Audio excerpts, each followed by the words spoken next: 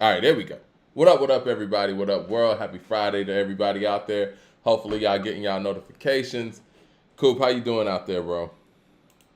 I'm doing wonderful. I am. How are you? I'm great. I'm great, man. It's always great to get here.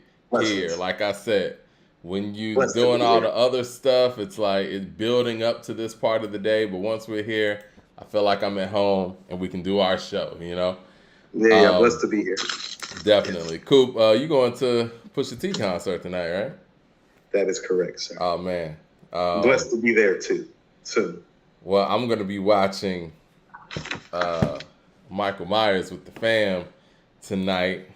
I double booked myself. I would love to go see Pusha T rock the house and shut that shit down. Pusha T is a dope performer.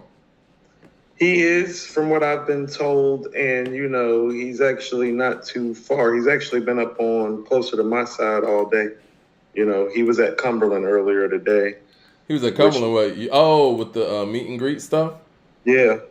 I'm good. So, It's good to see that artists are starting to really connect with the fans more, and that like I love that. well, I wanted to bring that up. I love that he's doing that. Think about this. This isn't a regular dude. This is like a hip hop legend.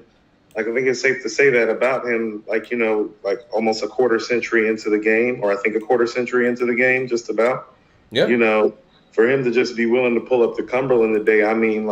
Mike, just think about how many times just like you and I just like pulled up to Cumberland like on some humble regular dude stuff. It's like when you see an artist make that kind of move, it's like no, that's cool. An artist of his stature, like he don't have to do that, but he's in the area and in the neighborhood. You know what I'm saying?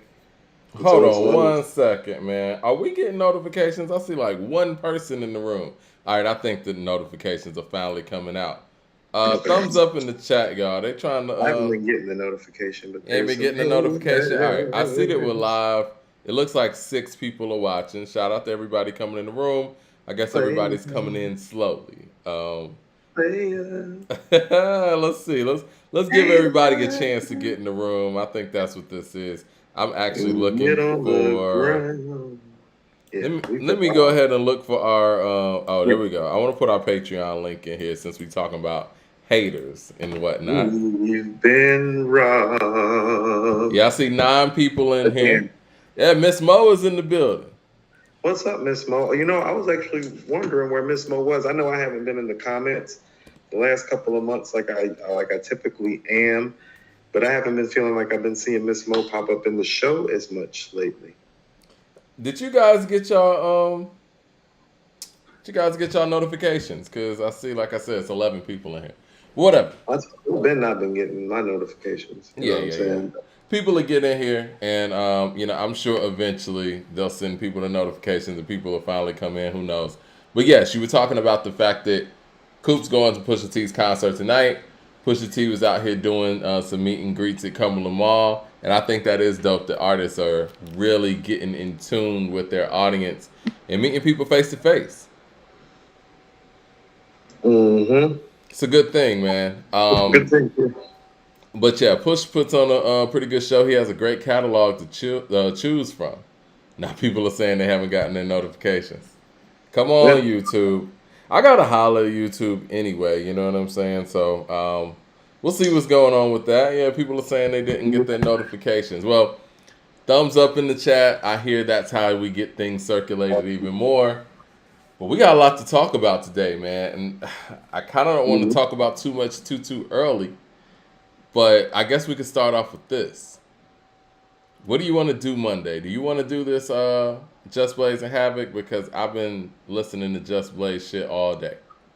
Well, that's fine. Okay.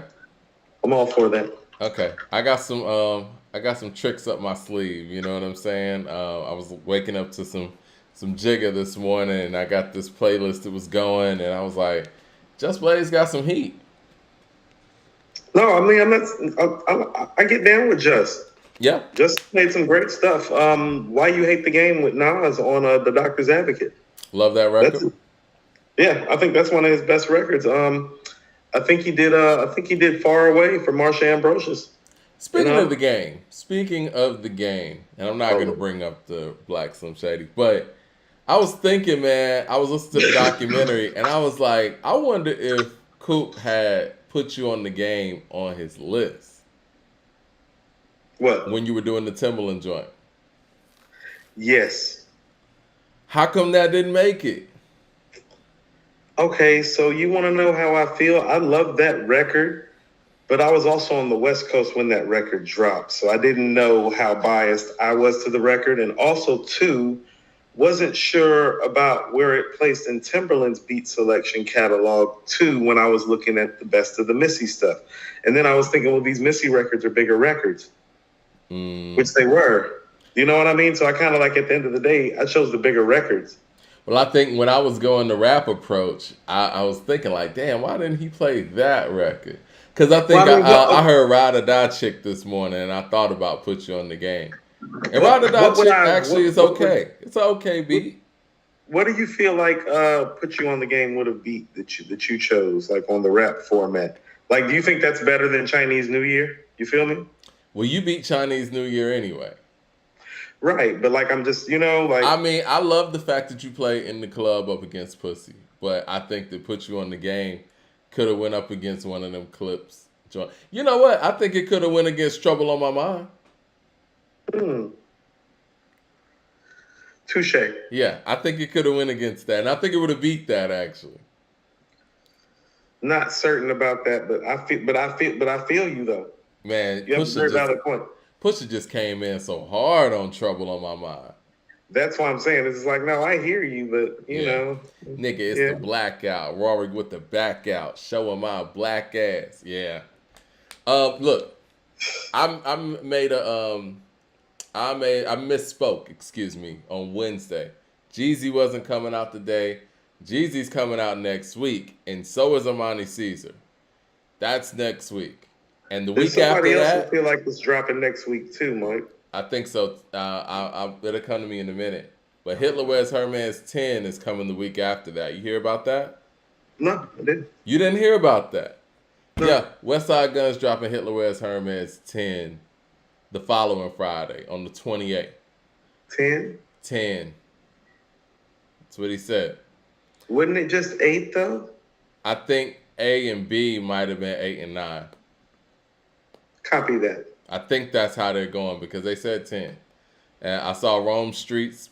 Did it say 10 or did it have an X? Like, nah, they just wrote out 10. No Roman numerals or anything. Michael Sanders saying what I'm saying. I'm ready for this Amani season. Really looking forward to it. Willie the Kid dropping something? Okay. I feel like somebody else. I think they're saying that Gibbs is dropping the deluxe. That should be interesting too. What you do when you drop the album of the year? Do a deluxe now? Hey man, deluxes are. I mean, I could tell that he had more in the chamber. Dope album. We're gonna talk about him briefly if we have time, but yeah. I want to start with this this Nicki and LATTO thing. Have at. What's good, everybody in the live chat, man? Thumbs up in the chat. People ain't getting their notifications. You know, people are slowly coming in.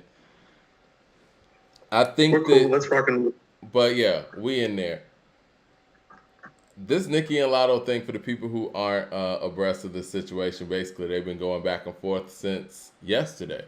And the issue, well, I guess everything started with the fact that the Grammys, they took Nicki Minaj's song Super Freaky Girl out of the rap category because they said that her record was too pop.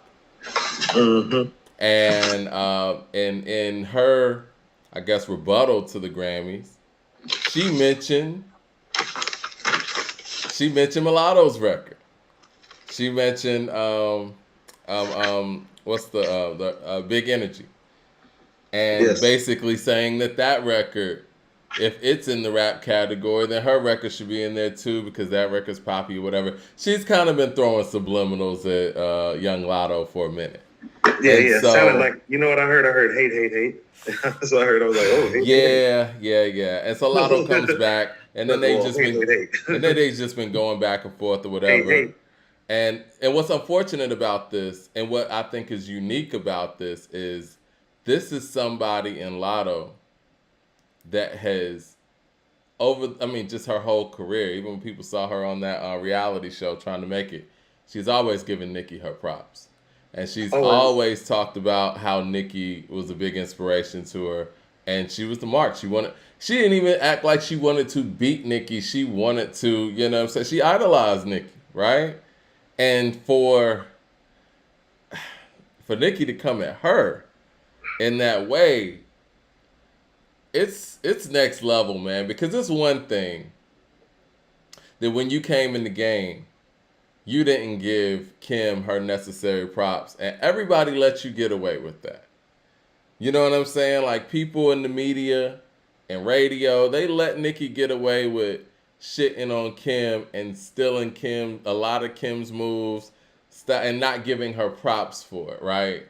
And now things have come around. And I think what really hit me, and why we're even talking about this, because we don't really like to take on like quote unquote gossipy stuff, and I don't even want to call it gossip just because it's female MCs, because this could actually go on wax just like any other situation. But when Nicki invoked the fact that she said that LATTO was age shaming her for calling her grandma, I was like, this is hip hop, man. And I know I've heard Nicki give some, when Nicki was younger, give some bars at older rappers. I feel like that happened even in the Remy situation. I could be wrong. And it's like, it's one of those things where when people are in their primes, they have no problem going at their elders in that way, but when they get older, they want everybody to, now they want the respect that they should have been giving to others beforehand. And Nicki even brought up Lauryn Hill's names. Like, do we call Lauryn Hill a grandma? Because, I worship the ground that Lauryn Hill walks on. She said, I never disrespected my, the people that came before me. And I'm like, wait a minute. What about Lil' Kim? What? It's crazy how people forget and how people pick and choose. And she's coming at LATTO the same way that, I mean, not even the same way. This is different because LATTO has given her respect. She's coming at LATTO like she's the youngin' that doesn't respect her elders. And it's like, do you remember what you did? Do you remember what you're still doing? She still hasn't made amends with Kim in that way. And it's one thing to disagree with somebody and really not be on the same page as somebody, but to deny the influence that person has had on you, that's disrespectful to the legacy and her impact. Because if you didn't fuck with Kim like that, whatever, that's cool. You could just be like, you know what, we don't really see eye to eye, but she's been a big influence on my career. I wouldn't be here in this capacity without, the groundwork that Lil' Kim put down. She's never even done that. And when you do things like that, when your time comes, it's going to be worse. Oh. She pulled the age of, the age shaming shit. Seriously? I would like to say, are you done? No, yeah, I'm done. Go ahead. First of all, what goes around, it must come back around. Yeah.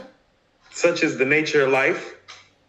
Such is the nature of this world that we live in and we exist. What you do unto others is going to get done unto you. So you should be mindful of how you treat people on the way up. Yep. Because on the way down, you might be finding yourself subject to some of that same treatment. And here's the thing about it. You're inciting the treatment. Like the nerve. It's not like she's coming for you. Right. And it's not like she never gave you respect. Like she's giving you respect the whole time. Publicly. She posted pictures of her as a child with her barbs chain, everything. She did this. Yes. Without your, just because she loves you, apparently. Things that you should have done when it came to Kim that you never did. Oh, it's very problematic. This is the problem with Nicki. she's threatened by everybody. She was threatened by Kim. She was threatened by Cardi. Because really, the industry tried to give her an out when Cardi came in. They wanted her to do a peaceful transfer of power. She refused to do so. Very problem. And so this is where we're at. It's like, okay, you don't want to give it up to Cardi? Well, here comes a Megan. Here comes a LATTO. Here comes a Doja Cat. Doja Cat does everything that Nicki tried to do on a radio level better than her. It is what it is. I don't vibe with some of the things Doja Cat says. But when you turn on the radio, Doja Cat's all over that bitch with quality pop records. And she can rap too. I cannot deny any of those sentiments you just expressed, Mike. Like, what do you want me to do? And to come at the Grammys, this is my thing. It's very problematic. I'm not joking. It's very problematic how she's behaving. Somebody said this, man. Like we about to have it was like the whole thing that we talked about on Wednesday with King and what's his face. It's like I was like, hold on. I was like, who, what age, and who, what age? Like you doing what with who? Like, for real, that loves you? You doing what with who that loves you? It's like, oh, you tripping. And not to mention, we talking about somebody who's 23 years old. No, that's part of the reason that you tripping. We just had this conversation about dude the other day. It's like, how old is King? I was like, oh, he's 18. It's like, oh, are you doing this with somebody that age? It's like, because I look at people that age and I laugh at them when they try to do things with me like that. I go, hold on, slow down. Well, you have to think that the reason why she's even coming at LATTO in this way, because she feels threatened. And she feels that, even with her saying about being age shamed, she feels like the industry is pulling that age thing on her, where they're letting LATTO's song get in a category that her song is not able to get in because she's young and popping. But see, this is the thing. When you were younger and the industry, you were by yourself in the mainstream when it comes to female MCs. The industry was throwing us Nicki Minaj over and over and over for 5-6 years straight. You didn't have a problem with that. And when that's over, go ahead and transfer that power. It was more than that. It was like 8 or 9. It was. It was like 8 or 9 years straight. It wasn't no 5 or 6. You're right. It was like 8 or 9 years straight. I remember she was winning BET awards for best female artist or whatever. They had literally nobody in the categories. And I say that respectfully. People who just had a verse here and there, or people who didn't even have projects. You remember Diamond from Crime Mob? She was in the Remy category. Was in jail. I think Remy was in prison and got nominated one time. I was like, hold on. I was like, where'd they get Remy bars from? I was like, hold on, Remy's locked up. I'm like, look, if y'all not going to recognize Rhapsody, who was making records at the time, and recognize some of the, grassroots or underground female MCs, or I would say lesser mainstream female MCs, then y'all need to take out the category altogether. You know what I'm saying?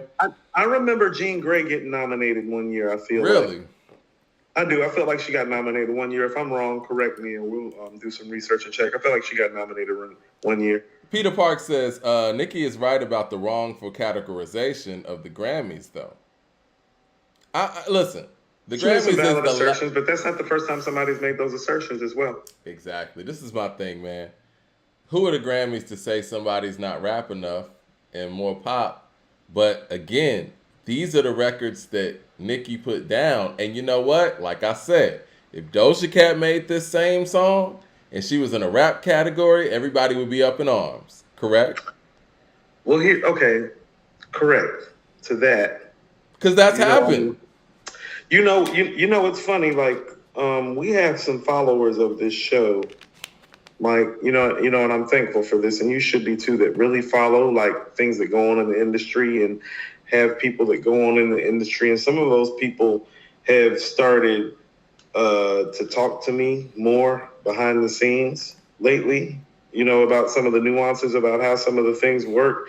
Mm-hmm. And all I have to really say is that, well, some of the stuff that we like are conspiracy about, it ain't no conspiracy. Like I don't know how else to say it. Like when people are popping up, like multiple people are starting to prop up in my DMs, like, "Hey, Coop, did you know this?" Like, woo, woo, woo, woo, woo. And I'm like, "Oh," I'm like, "That's what me and Mike thought it was." They're like, "Yeah, that's why we're sharing it with you. Like, you dudes not tripping." Like we have people who follow us because they follow the industry and know how the industry works, and like some of the stuff that we talk about is actually very much accurate without us having those direct resources. And the more we kind of like hit the nail on the head, it seems like more of those people seem to start popping out and sharing information. Yeah. Well, it's great stuff, and we're finally able to talk to the Yeah. people and speak with one another without the buffer of like mainstream How media. about this? You know what? Every time I get the information, I think about Redman's line on How High, which is, fuck a billboard. I'm a bullet on my block. Now you know when you paid for your billboard spot. Yeah, Jay that Short with shit the super real. chat says Nicki also threw shade at Aretha, Unforgivable, and Mariah Carey as well. Very And problematic. Mariah Carey as well. Like when she disrespected Mariah Carey, I was like, I was already kind of gone with the whole Kim thing because I think that the way that whole thing was handled was disrespectful on so many levels. Like you recreate many of her images, recreate some of her shoots, her steeds with the wigs and all that stuff. And again, we all are influenced by things, but to not give this, to act like Kim wasn't there, and it's like we give props to Foxy as we should, but she'll give props to Foxy and Lauren and act like Kim doesn't exist. And as dope as Lauren is, and we talk about Lauren all the time, we don't see Lauren in your style. So at least give credit where credit's due. You know what I'm saying? I think Lauren's just inherently empowering to women, black women in Yeah, particular. of course. And so I dig it and I understand that, even for the stuff that I've had to say about like her timeliness. Yeah. Tut, Mike, like Tut's always been like, "Nicki, like watch how you talk about my girl, like before I come find you, Coop." Yeah, they Like, cool. so it's like I Yeah. dig it. You know what I'm saying? I actually love that people feel that way about Lauren. You know what I No, mean? I and it's love that she cool, but incites that it type comes across as you want to give them extra props to ignore Kim, and they do, and she kind of no, does it out of no, spite. she's handing out the shade card. Right. Mad Max Like with the that super card is a chat great says, card. It's a great card. It looks kind of cloudy. Yeah, it's a little shady. Mad Max says, to not take Nicki's side, but we don't know what goes on behind the scenes. I think is what he's saying. Girls, no respect. They all fake to each other. And Caddy, Sort of guys. Nicki probably heard something and went with her nasty attitude. Oh man, these dudes do sissy shit too. It's not just the girls. Andrew Green with the super chat says, off topic, but did y'all hear that MC Search is selling his publishing rights for Illmatic and it was written? Hopefully Nas buys it for ownership. I No, did we hear will. about that. We're gonna talk So about that. yeah, we are actually going to talk about that. That's on the docket. I feel like that might be a twofold or threefold like bullet point discussion about a few things. Definitely. Um, What were you about to to say? wrap up the whole Nicki and Lotto thing, just like respectfully speaking, when's the last time Nicki put out hip hop material that you felt like was a viable product? Because at the end of the day, we're about the music, and the music is what we spin off. And you see, we have a Lotto album that I believe we gave like a 4 or 4.12 this year. Yeah. It was pretty damn good. And to be quite frankly, not to age her, it's like, well, when you are her age and you take issue with a young lady who is kind of shining in the same light that you have shined in, that literally has idolized you and looked up to you and never had a problem with you, I mean, do I need to sing the words to Play a Hater? Do I need to do the Play a Hater's Ball sketch from the Chappelle show? Again, hate, hate, hate, hate, hate, hate, hate. Well, this is what I was gonna say All too. the If we're bad talking things that about the like music, happen to you, there's a lot of hate going on, and it's unnecessary because it's not like Nicki doesn't have stardom, fame, multiple income streams, wealth, notoriety, viability. It's like this would be different if like she didn't have those things, but the fact that she has those things and she's like engaging in this with somebody who is about what 10, 12 years your junior, No, actually 17. It's very problematic. Young enough to be your daughter. Like You know how to Lotto talk to said, people that are young enough to be my kids? you Talk are. to them like a human being, an adult, until I have to talk to Lotto them. said, you're older than my mother, and you're out here bullying me online. Did she say that? Yeah, she's I right. love that. I love that she So said it that. is what it is. But see, this is the thing, man, and I think that Nicki doesn't want to let go. But see, the problem is, have you heard the Super Freaky Girl song? No. You got to grow with your audience. This record sounds like what was it? The song that she did with the Sir Mix-a-Lot sample. Oh, It's like one of it's those in again? that vein. It don't sound like the song, but it's in that vein. So it's like as She's you reaching into one of her as you wells. get older, you have to grow with your audience. You know what You I'm want to know saying? what? And I think that that's what she has failed to do. And now you're still making music for that same audience that would now be listening to Lotto or listening to Cardi or listening to Megan or whatever. And the people who grew up on you, they're on something else, and they want you to grow with them, and you have failed to do that. But you want to still keep that same spot that the 28-year-old Nicki was able to have, and it's somebody else's spot now. She's 39. Okay, that makes sense. So I know somebody who I used to be close to that's from New York, female, Mm-hmm. a little bit older than Nicki, that once used to tell me every time we used to talk about Nicki, be like, and I'm not joking, be like, Coop, she has mental health issues. Like, like those different personalities and voices is like, no, she's really schizophrenic, bipolar, and probably on some sort of medication. Like I had somebody who was like very viable, like in the world of psychology, like, like tell me that, like about her on multiple occasions, Yeah. And so I know it's so like, I think I know it's and I hate this in a way. It's becoming kind of trendy to pull the mental health card in the Black community lately, but there is some proof, to the personality and the voices and like all that. Like I told you, I was listening to My Beautiful Dark Twisted Fantasy. It starts off with Nicki, you know what I mean? And even if you watch like her, like one of her biographies, it talks about how like, as a teenager, she started creating all these different characters and voices and stuff. It's like, oh, no. Normal people don't do that. It's like you're either a genius or you have a mental health issue, and it's usually both. Usually both. Jay Short with the super chat says, is this about rap or is Nicki trying to transition to Wendy Williams / Joan Rivers type of persona?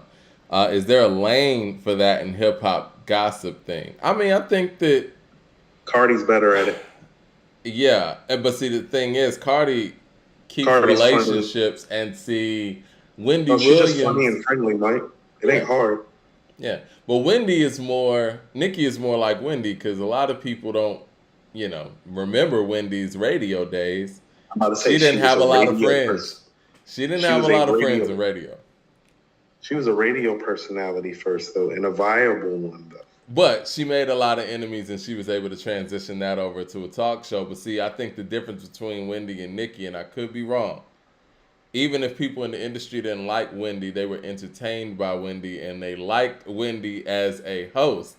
I don't even know if the fans would like Nicki as a host. I don't know. I don't have any proof to say that they would because she seems to flip on everybody. She does seem to be a little. That's the reputation. And I'm gonna do this. She is combustible. She's combustible. Yes. In her defense, to a degree, I think that a lot of the things that Jay-Z may, have done with his vibrato and just being like, dominating the rap game, I think maybe that's the type of thing that she is trying to do in her lane. But when she does it, it comes off catty. Does that make sense? Well, I told you that, outside of literally Biggie and Tupac, Jay-Z is probably the most charismatic guy to ever touch a microphone. And I think his charisma probably transfers in real lifetime better than those two guys. And so that makes him arguably the most charismatic figure this game has ever seen, at least from the MC perspective. And so it takes some of that. She does not have that. Yeah.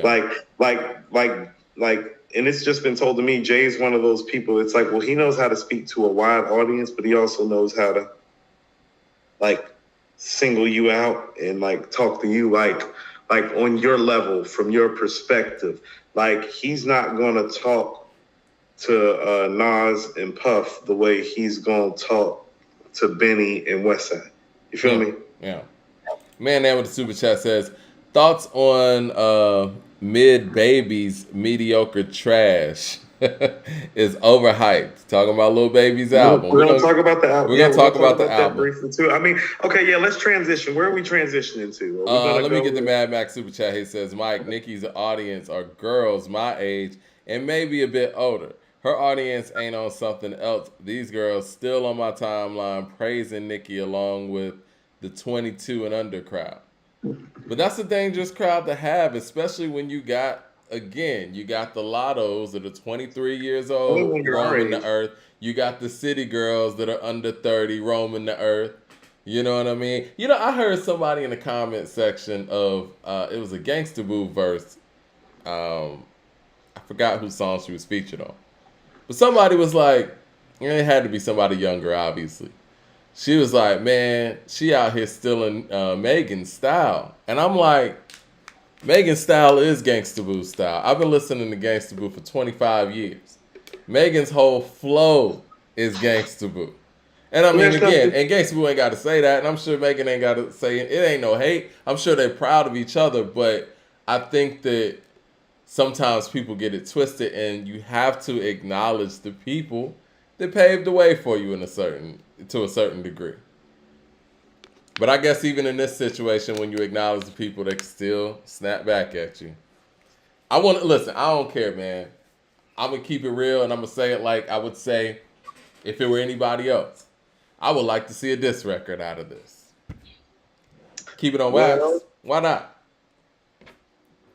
But, you know, in my experience in hip-hop, man, the older MC, you're not really going to stand a chance with the younger, hungry MC. It's going to be very difficult. And the younger MC usually has more information on you because they haven't been around as long and haven't been exposed to the public as much. There's more information to pull from. Well, I mean, she already called her husband. What goes around comes around. I mean, how that Nas song go? Yeah. What goes around, it comes around. I mean, she already called her husband and brother a rapist. So I mean, she probably got some strong bars. I see her out in the streets. So. Definitely gonna flood your family's business out in the streets. That type of business. But like, what'd you say? You know, you were around. Boom, boom, boom. Oh, we all knew that. We all knew that those bullets were in the gun. We don't need anybody to go get any sort of forensic evidence. No. We know where those bullets came from. Again, man, Sheetha was one thing. But if this happens, that's a whole nother thing.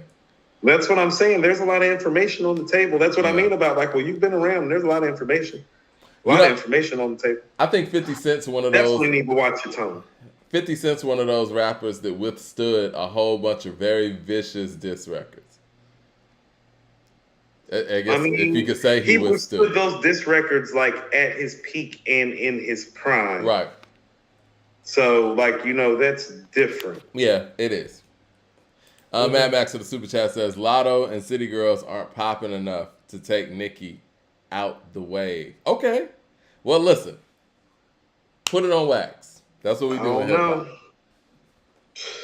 This is a show improved type of business. Ask the Grammys. Hip-hop and sports go together so well because they're show improved type of businesses. It's like, oh, no. I know who you are and what you did. You know, like even with somebody like Tom Brady, I'm looking at Tampa Bay this year, and I'm like, oh no. It's like, oh no. You shouldn't lose Giselle to go like 10 and 8. No. You're losing Giselle like to go like, you know, like 14 and like 4 and like go to like the Super Bowl and like have a shot. Like, oh no, not the way y'all playing. It's like, oh, you need to take your ass home if that's the case. Everybody loves the winner, man. I mean, listen, I'll say this to Mad Max. The industry has clearly picked a side. So she clearly doesn't have the support of the industry. The fact that the Grammy organization is letting LATTO's records stay in the category that they're not letting hers stay in, you don't have that kind of support. So you need. If it comes down to a record, I feel like Mulatto's going to get the support from the record industry, recording industry. people have to understand this. The record industry is mostly ran by companies that are either based in California or have Hollywood ties. And so they run their business of women specifically in music the same way that they run their business of women in Hollywood. And they say, bitch, you old, slide over here for us. I mean, look, like you They do said, it just like that. like you And said, Coop. like you and you have to be epic, like, you know, to transition gracefully, like a Meryl Streep or a Kathy Bates or an Angela Well, you got to Bassett. start playing somebody's grandma, man. You got to start Right. playing auntie. You got to be auntie. But you It gotta is what start it is. playing cool auntie. That's what I mean, like fried Auntie green ain't tomatoes. Auntie ain't starring in no movies. You know what I'm saying? The No, star. auntie can't star in movies. That's what I'm saying, like Misery and like fried green tomatoes, or like or when they Devil did the Wears Coven for Prada or American Horror something. Story. I'm not joking. I'm not joking. Or the Coven with American Horror Story with Jessica Lange. The lead character is Jessica Lange, Yeah. Kathy Bates, Angela Bassett. Them is all aunties and grandmas. But You got to embrace it though. No. Look at the capability and the skill level of the actresses. Is what I'm saying. Well, what I was gonna say too, man.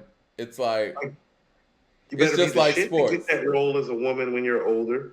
Well, like you said, man, entertainment, sports, all that is the same, right? So if you got a 23-year-old quarterback, you got a 39-year-old quarterback, they don't care how good you used to be. Your ass is out of here. Hold on. Your ass is out of here. Mike, ask Joe Montana, who had 4 Super Bowl rings. Ask Brett They were looking Favre. at Steve Young and they were like, hey, Joe, so we'd like to thank you for putting us right next to the Cowboys and the Steelers in an 8-year period. Now, take your ass to Kansas City so we can let Steve Young ball. I mean, ask Brett Favre. They had to get his ass up out of there, make room for Aaron Rodgers. You're not gonna win this game over a 23-year-old. You're not winning this game. Look, Bill Belichick moved Tom Brady and didn't even know what he was moving to. He's like, no, Tom. He's like, I know who you are. I know how this league works. Step your ass off to the side. No, go to Tampa Bay. Tom just proved them wrong. Indianapolis Colts with Peyton Manning. You had what surgery? You had surgery on your neck. How old are you? Andrew Luck. Andrew, would you like to come in the building? Get your old ass out this building, Peyton. No, we'd like to thank you for building this entire stadium and the infrastructure for half this city. Get your ass out the building. Eric Terrell says, Mike want those diss records. Yes, I do want those diss records. And you know what? If both of them put out a diss record today, again, the 23-year-old LATTO is at an advantage. I'm sorry, she is. Because she's going to get all the backing. She has a lot to choose from. Yeah. The Raisin Head with the super chat says, fan or not, Nicki's spot is etched in stone. It is, but again, so is Kim's. She needs to make amends with Kim. And I think this would be the perfect time to do so. Just because they build a statue for you doesn't mean that somebody's not going to come along that's going to be worthy of having a statue placed right next to yours. That's how this goes. Like, it's like Magic Johnson has 5 rings with the Lakers. He doesn't have any problem with Kobe being right there next to him with 5 rings. It's about how you handle it. Do you think, well, I know the answer to the second part of my question about the beloved side of it. I don't think that Nicki's going to be held higher than Kim. And I think the way her relationship with her peers has a lot to do with it. If she would have, A, shown respect to Kim from jump, and B, shown love to Cardi from jump, she would be the biggest female MC of all time. But the fact that it seems like right now, too, and I think they made a point about this, LATTO said something about this when she was on the phone with Nicki, women in hip-hop are thriving right now. Everybody's unified for the most part. You're the only one disrupting this. And you're the one that really influenced this whole generation of young women that are actually popping right now. And you're the one tripping? What's the problem? This is what it is. It's like this. She's somewhere in the middle. See, she's not where Latifah and Light are, and even like people like Roxanne Shante and Angie Stone, where you're so far away that it's like you can truly see the impact. Or even somebody like Kim or Foxy or Lauren that can look and smile right now and be like, oh yeah, look at this shit. You're somebody that's probably the tipping point of making this happen. And when you're a tipping point figure, how you get remembered usually tips based on behavior.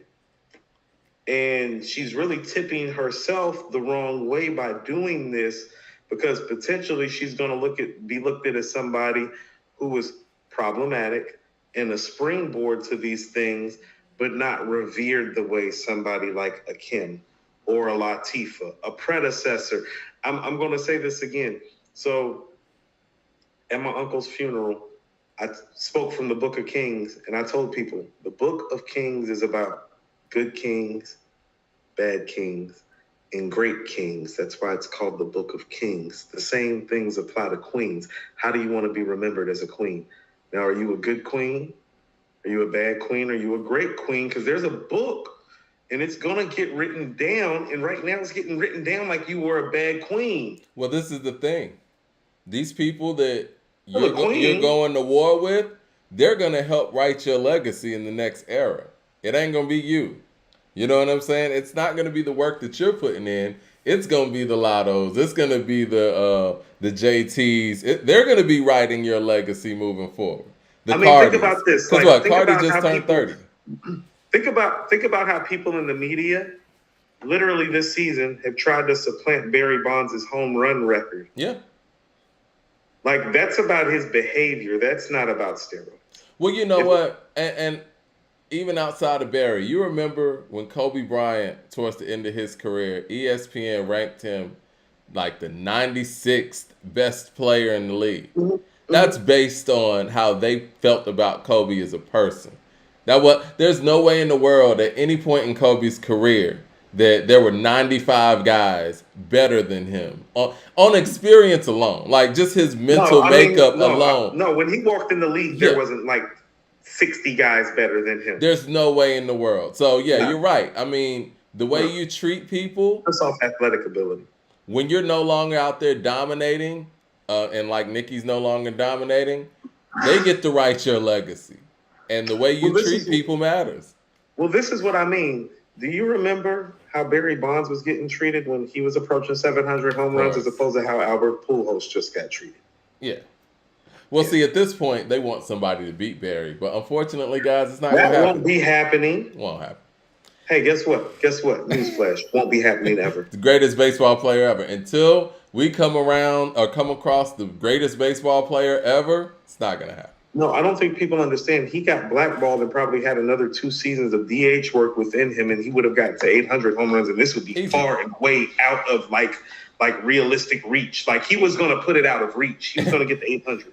Not to mention him getting walked astronomical amounts of time. I always wondered how he got all those home runs and didn't get to 3,000 hits. Yeah, he got walked like 2 times more than the second, the person that's at number 2 with the second most intentional walks. Go look at how many doubles he has.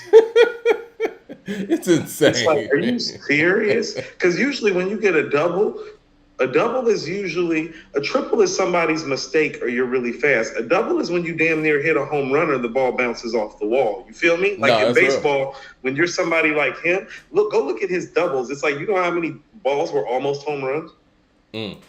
Jay Short with the Super Chat says, Nicki's legacy is attached to Drake and Wayne. I think that their legacies kind of stand on their own. I think they all have separate legacies and they have a legacy together. Yeah. The Raisin Head says, and Shay Noir is better than both with no buzz. Hey, Mike, everybody that's been jumping in saying they didn't get a notification, you're going to have to talk to YouTube. They keep doing this specifically on Friday. This is becoming a trend. Yeah. Can y'all talk to YouTube too? I mean, our email is going to be one thing, but holla at YouTube. We got haters too. Yeah, Mad Max says, Jay Short, Kim's legacy is attached to Biggie. If I'm going to be honest, Nicki's been past Kim up, but I was coming up during the time only older heads bragged about Kim. Nicki over her attitude aside.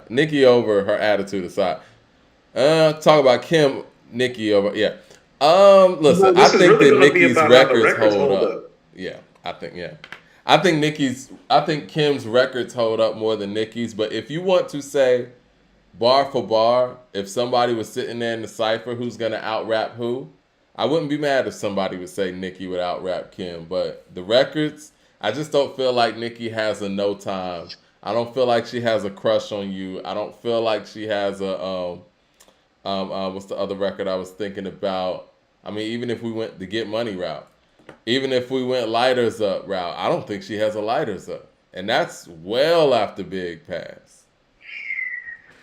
Eric Terrell with the super chat says, I mean, we literally have archive shows on this chat where like I've talked about this and like said all these things. It's like, oh no, she don't have Kim's records. And even in a battle, never underestimate, like in a battle, your punchlines matter. It's like, I don't know if Nicki's a better punchline rapper than Kim either. You get what I'm saying? You're right. Eric Terrell says, name a classic diss by a female MC. Lost Ones is top 10 diss record of all time, though. Thoughts, Coop? 10% diss. 10% diss is where I was going to go. Hot damn ho, here we go again.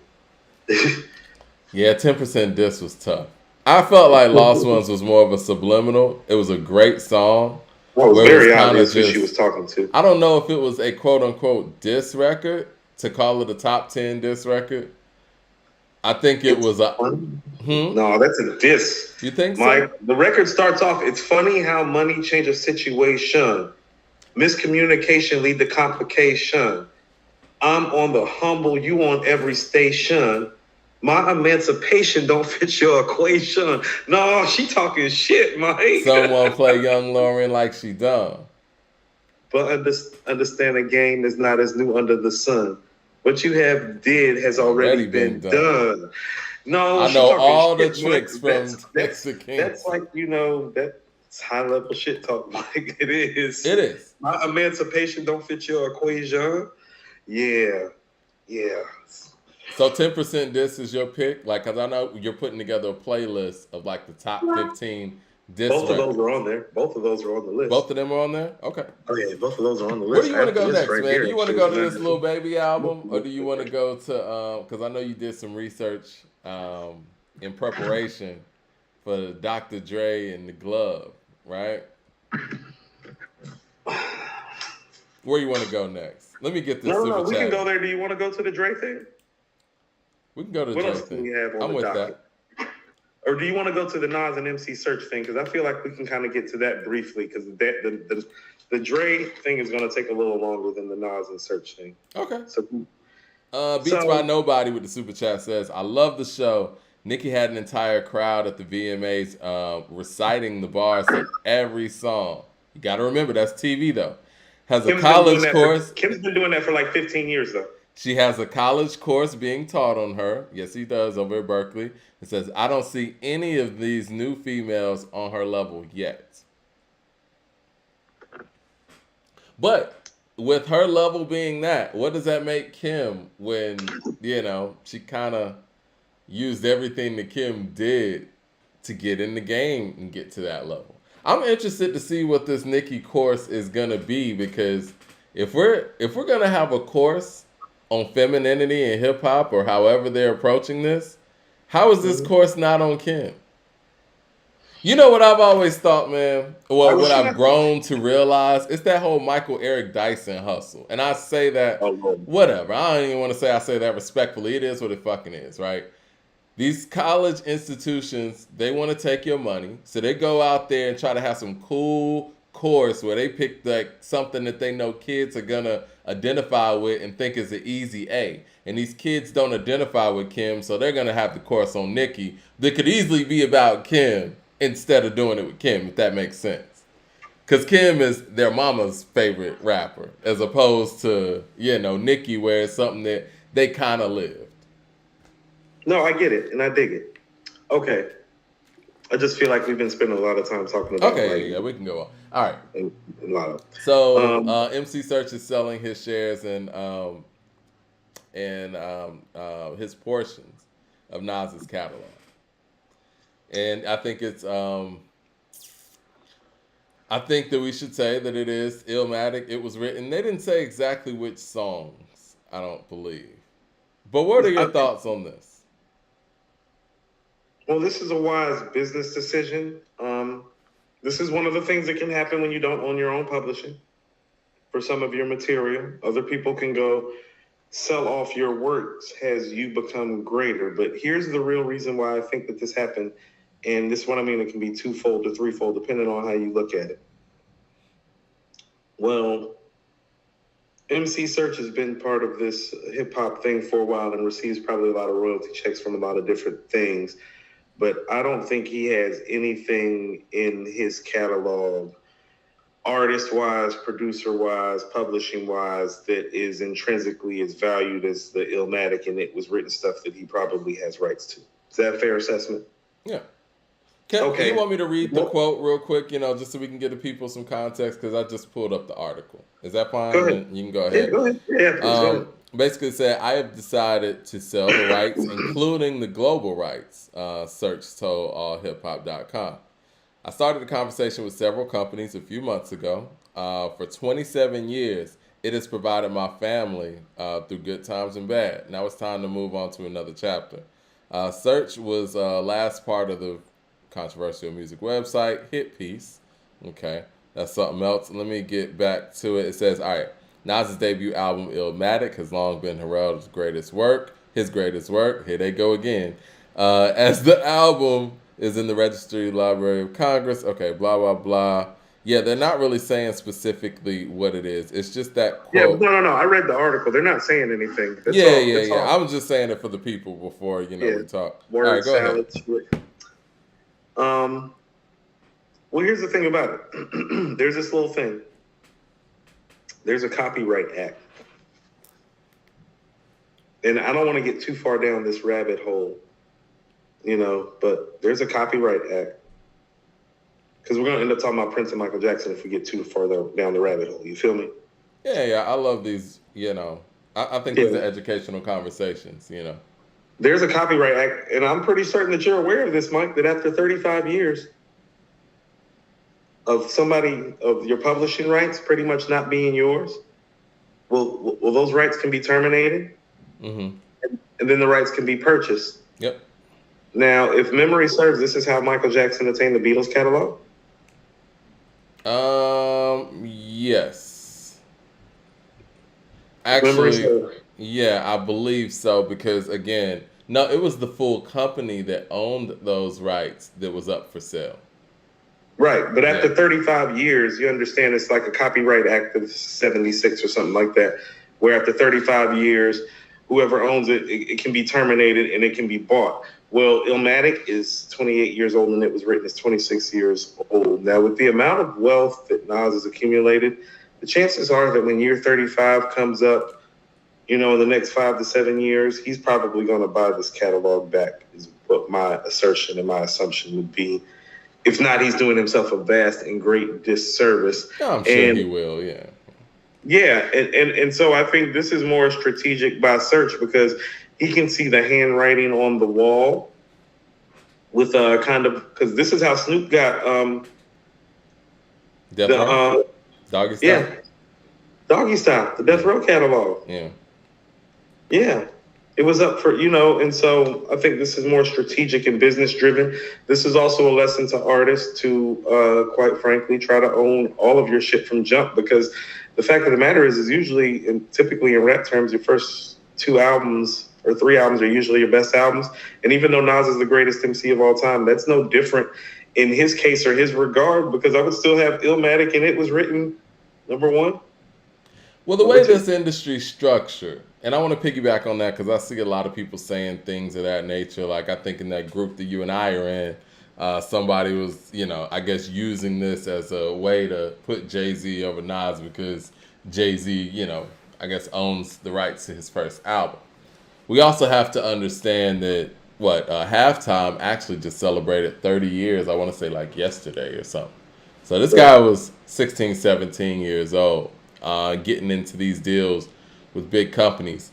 Now, in a vacuum and in a perfect world, yes, it would be great to say, yeah, hold on to, your publishing coming in the door. But when you're coming in the door and you're a starving artist, for lack of a better term, you have no leverage with these companies.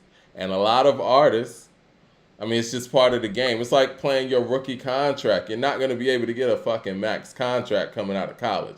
I don't care how good you are. You know what I mean? You're going to be on a rookie contract. And I think most artists understand that, okay, I'll develop my leverage by my 3rd album. And that's usually how it goes.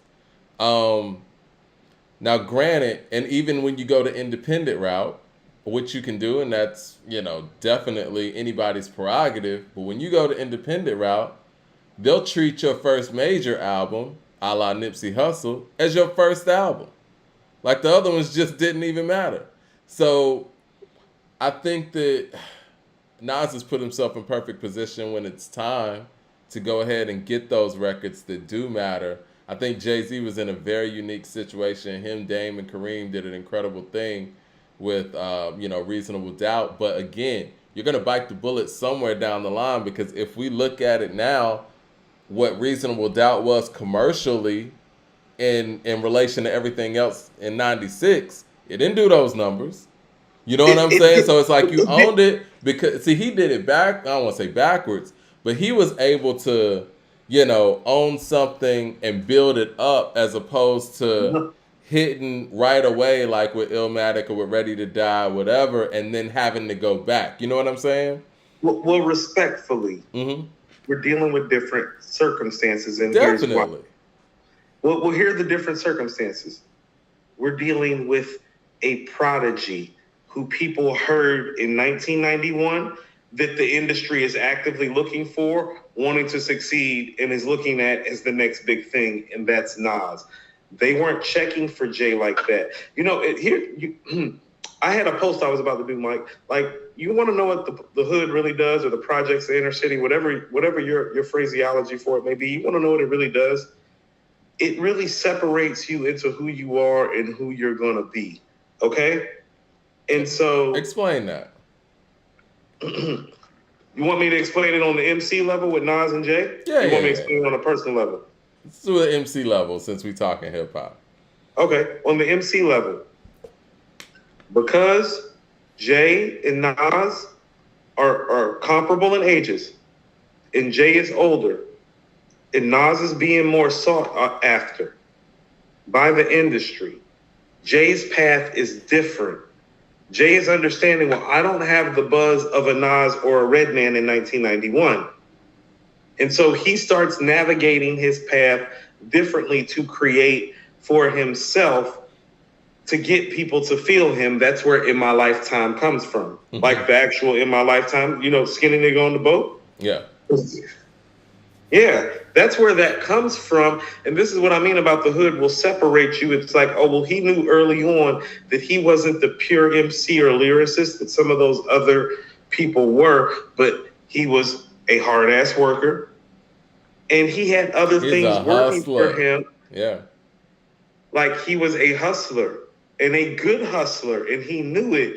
And he starts to say himself, well, if I keep improving with these rhymes and I transition how I hustle in the streets to hustling in the music business, I can sit right here next to these guys, and Reasonable Doubt is the evidence of that. But you have to understand, when Reasonable Doubt's coming out in 96, Nas has been on the tip of everybody's tongue on some rap shit for 5 years already.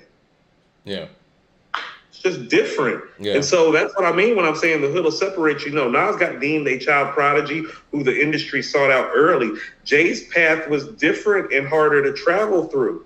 I think there are advantages in that too. Like, there are definitely advantages in that, because you're able to figure things out. You're able to put that work ethic in. And for the people who do believe in you, you can galvanize those troops. Like, we can do this. You know what I'm saying? Like, there's something about being able to operate with your back against the wall. Something else just clicks in. Like, this is okay. So this is what I mean. People have to. And we're gonna talk about this with the Lil Baby album too, because you get comfortable and people keep saying you this and that.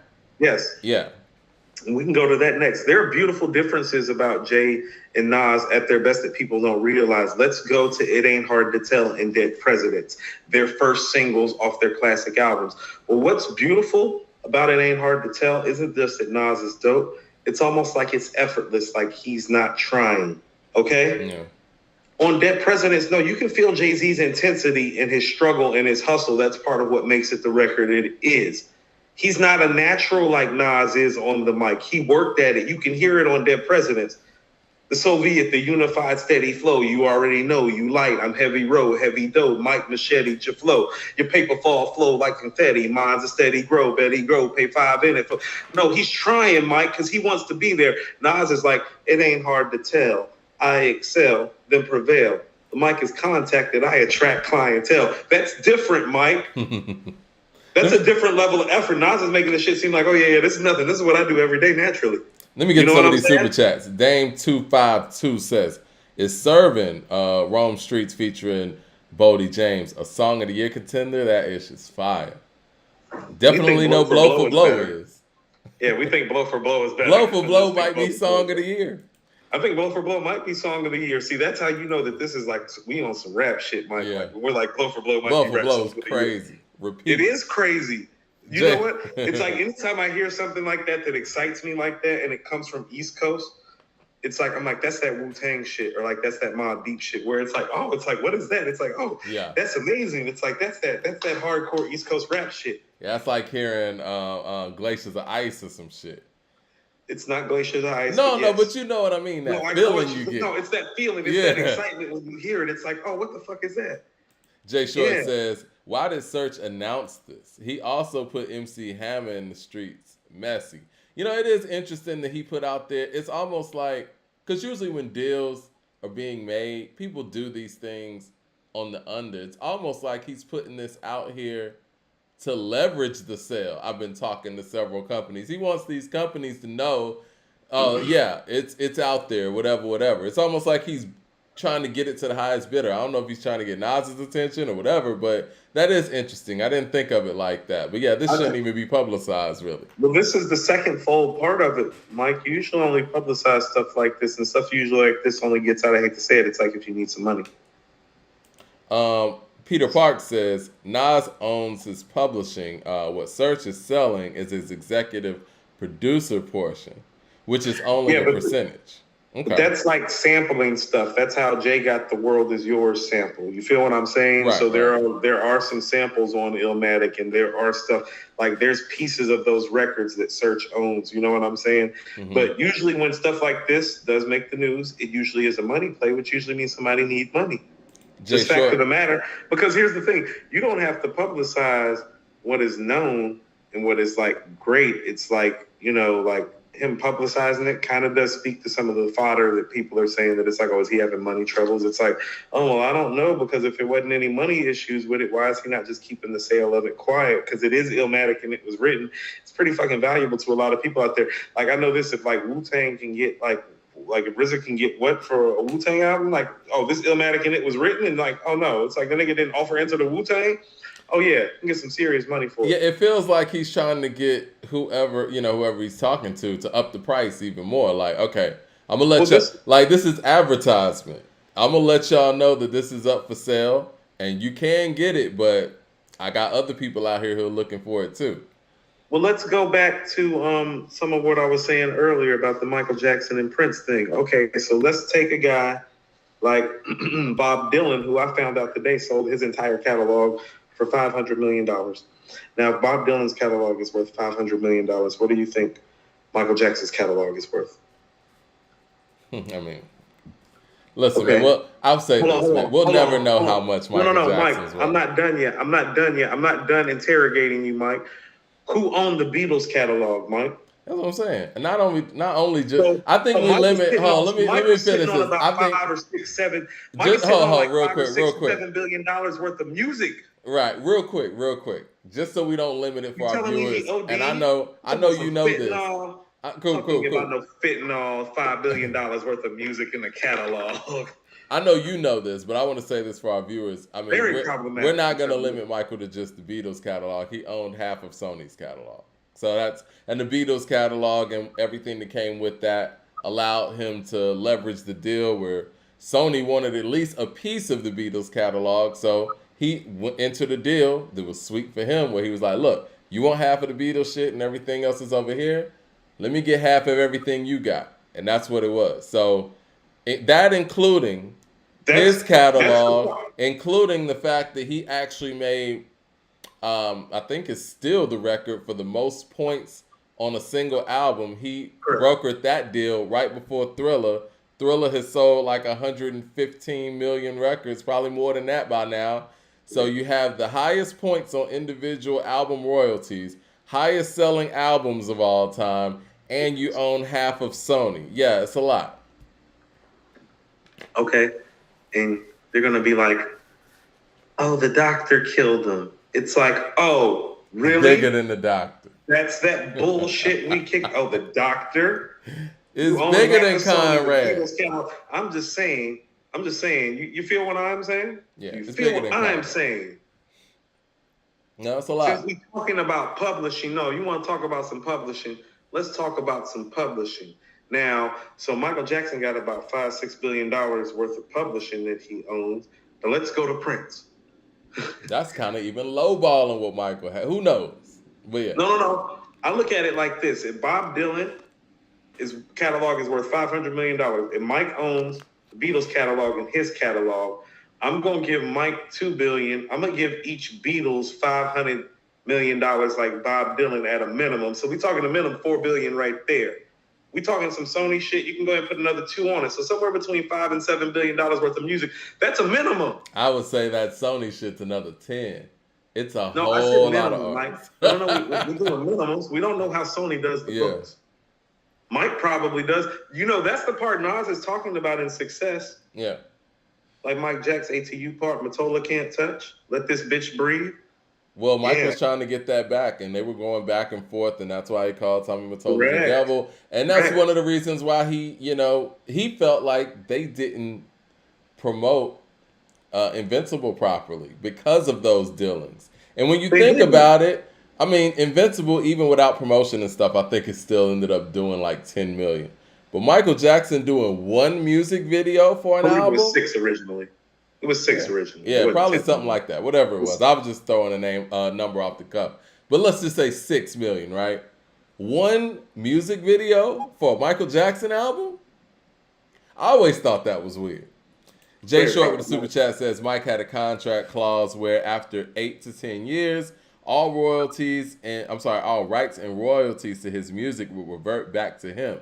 The label basically rented the rights. Yep, and I think that 8 to 10 years, that ran out in 2009.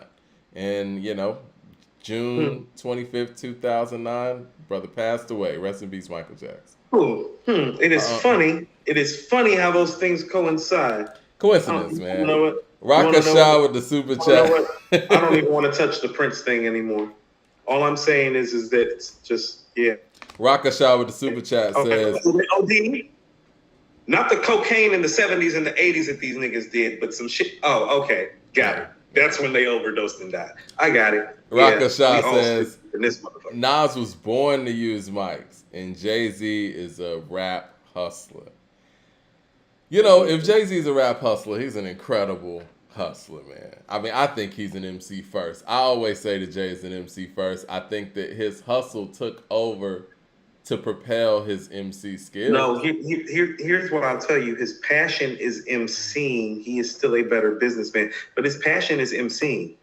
And so he just happens because of, situations and circumstances to be the businessman and the thinker that he is. And so you can't stop the way that he thinks, but you can't change his passion as well. Yeah. And what makes him arguably the greatest MC of all time, in somebody's opinion, is that nobody who has been considered that great of an MC has had that big business acumen like him in their prime and expressed it in a way to empower other people. That's what's special about him in relationship to his high-level contemporaries. No, I agree. Peter Parks with the super chat says, question, do you think the streaming services drop the worth of an artist's music catalog?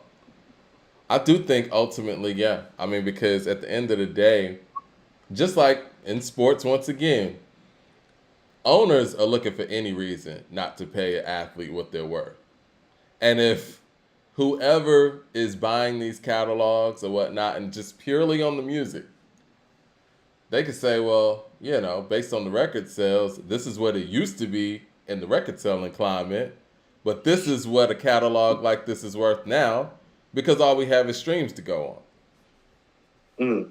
You know what I'm saying? Like, right. Any buyer, if you're out here buying a car You know what I'm saying? You're gonna find a way to try to get the car salesman to come off a price. So that's where the streaming has devalued the totality of the catalog in terms of the artist's ability to see. I guess it's kind of twofold even with that though, because doesn't that make the ability for the artist to buy it back cheaper inherently, even though the catalog is worthless? Possibly. Okay. Yeah, possibly. But It's a two-way even street. If it's worth less, it costs less. You feel me? right. That's how economics work too. Like there has to be a cycle and a flow in order for it to work. Like you can't just fuck somebody and not let them get in anywhere in the economic cycle in order for it to keep flowing. Like you still have to pay people. But where does the 360 fit in all of this? So it's Okay, that like, doesn't fit anywhere. That is what we like to call from our day that fuckery. but what I was, That's why when we saw 360 deals, we all jumped out. We're like, what is that? It's like you're gonna do what? It's like, no. That's how you get rich. but who's to say that now, when when you're talking about buying catalogs from the streaming era, that they're not going to include everything else, just like the 360 deal with likenesses and things like that? Because it's like, look, if I'm buying this catalog, I want to be able to have the licensing for the merch and things like that too. It's a new buyout clause. Eric Terrell with the super chat says, talking about diss records, this time around was Tommy Mottola's diss record by Michael Jackson and Biggie. I never listened to it like that. I'm gonna go back and listen to this time. I'm gonna go listen to it. Yeah. So, here's the thing about it, I've spoke to this on this show before too. It's one of our archive shows, probably from a couple years back now. Hip hop needs a union.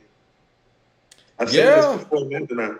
I've told you that hip hop needs a union, some sort of formation that like kind of puts people under an umbrella that people can contribute to.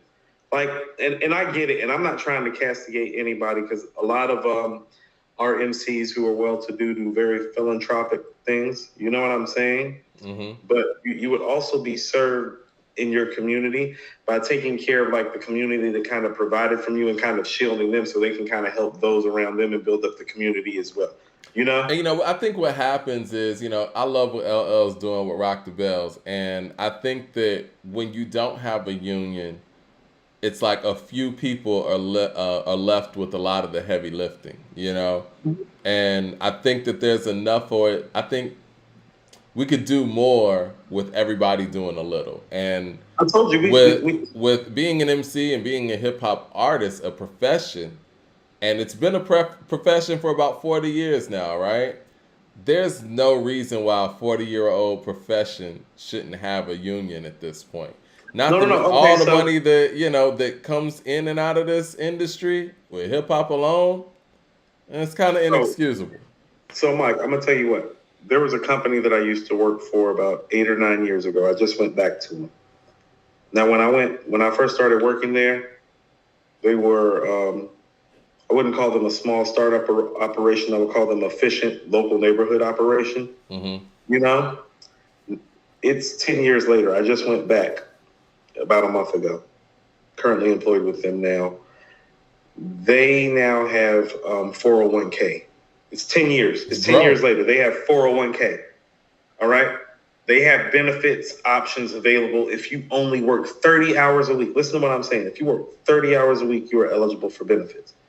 401k, a 401k option that they match. This is from a startup company about 15 minutes from my house. It's only been in existence for 10 years. You feel me? So, like, don't tell me hip hop can't do these things. I literally just went back to a company that when I used to get done at the end of the night, they used to hand me cash. You know what I'm saying? And now they have a 401k system that matches and like a savings fund. You get what I'm saying? And like a whole system set up in a decade.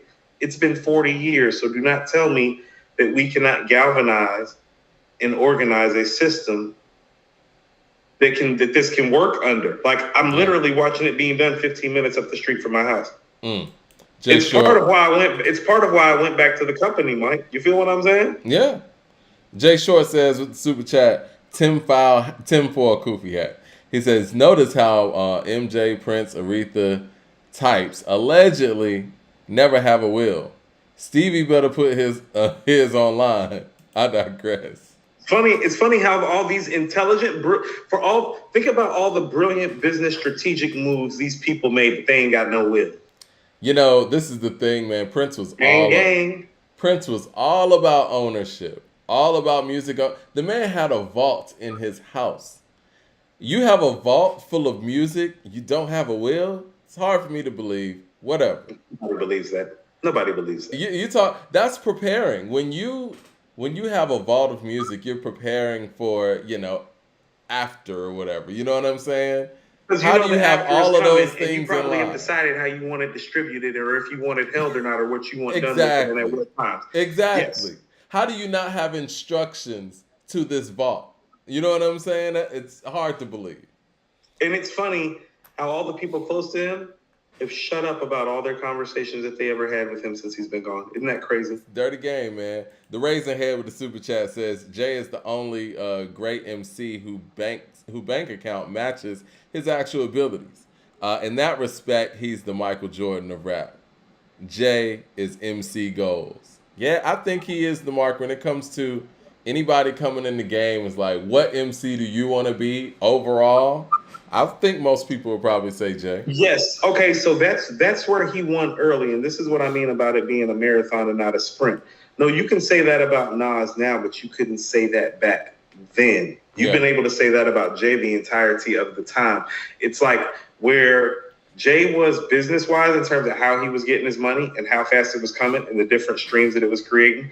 Oh, he was getting money like Puff was getting money as being an owner of a label. You get what I'm saying? This is the first time it's ever been debatable. That type of level, but he was the MC. And so you have to understand, it's like if you're doing that like top 10 MC list, it's like, I mean, Nas, Jay, and Ice Cube are who's standing out in my mind in terms of their wealth. Well, you know what? It's interesting you mentioned Ice Cube because I think Ice Cube is right there in the debate, but no one ever positions Ice Cube in those conversations. No, he's right there. When we're talking about money talk, who you would want to be, but what I'm saying is they never publicize him like that. If you're talking about back then, it should be Jay. Ice Cube's always been looked over. But what I'm saying is that Ice Cube was like that slow, steady build. See, people like it fast.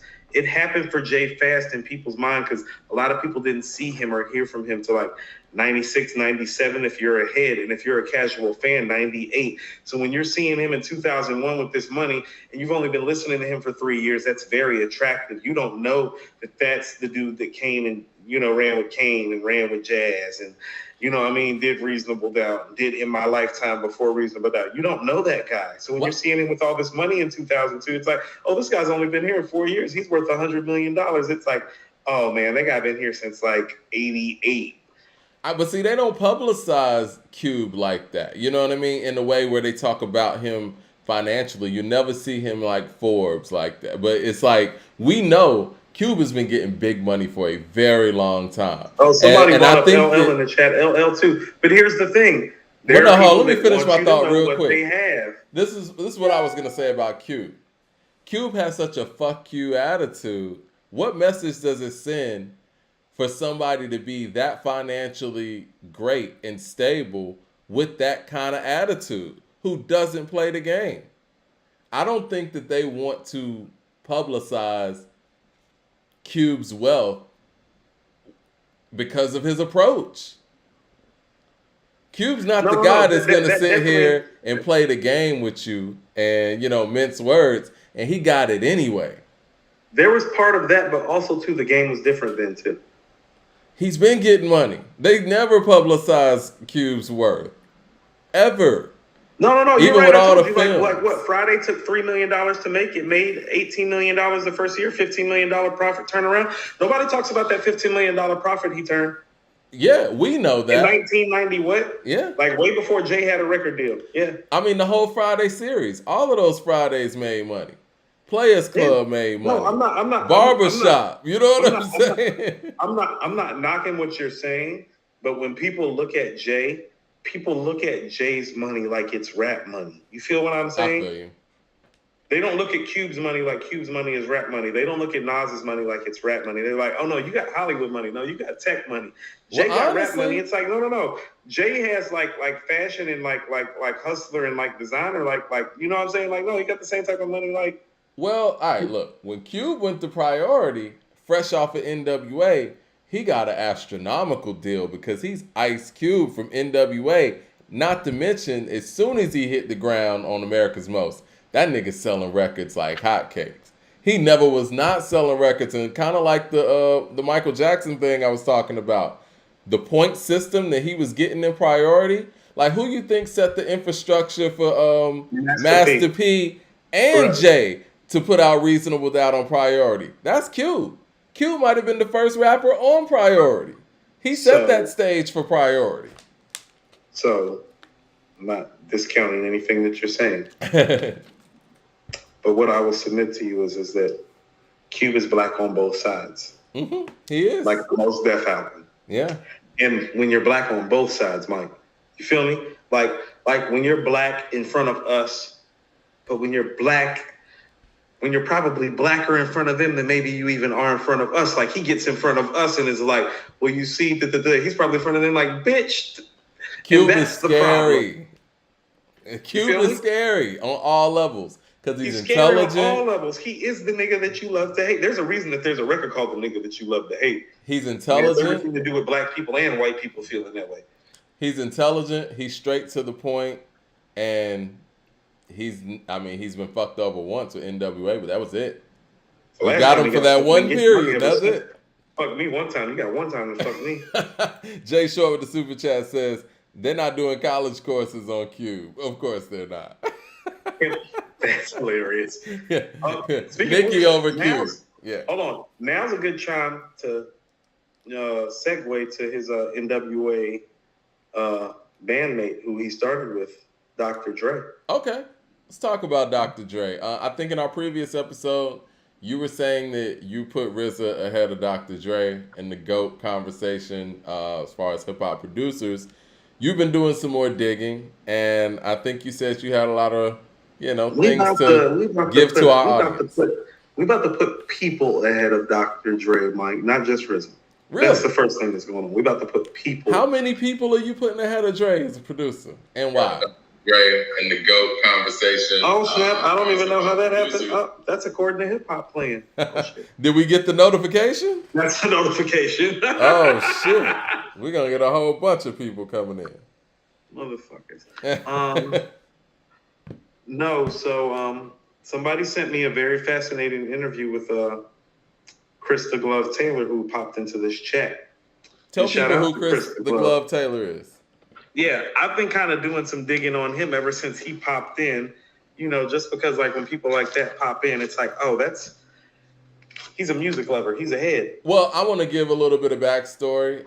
We were going through the Firm album, and I said I didn't know who Chris the Glove was. And I think, some people start educating us on it, and then Chris the Glove popped in, and boom, you've been doing your research.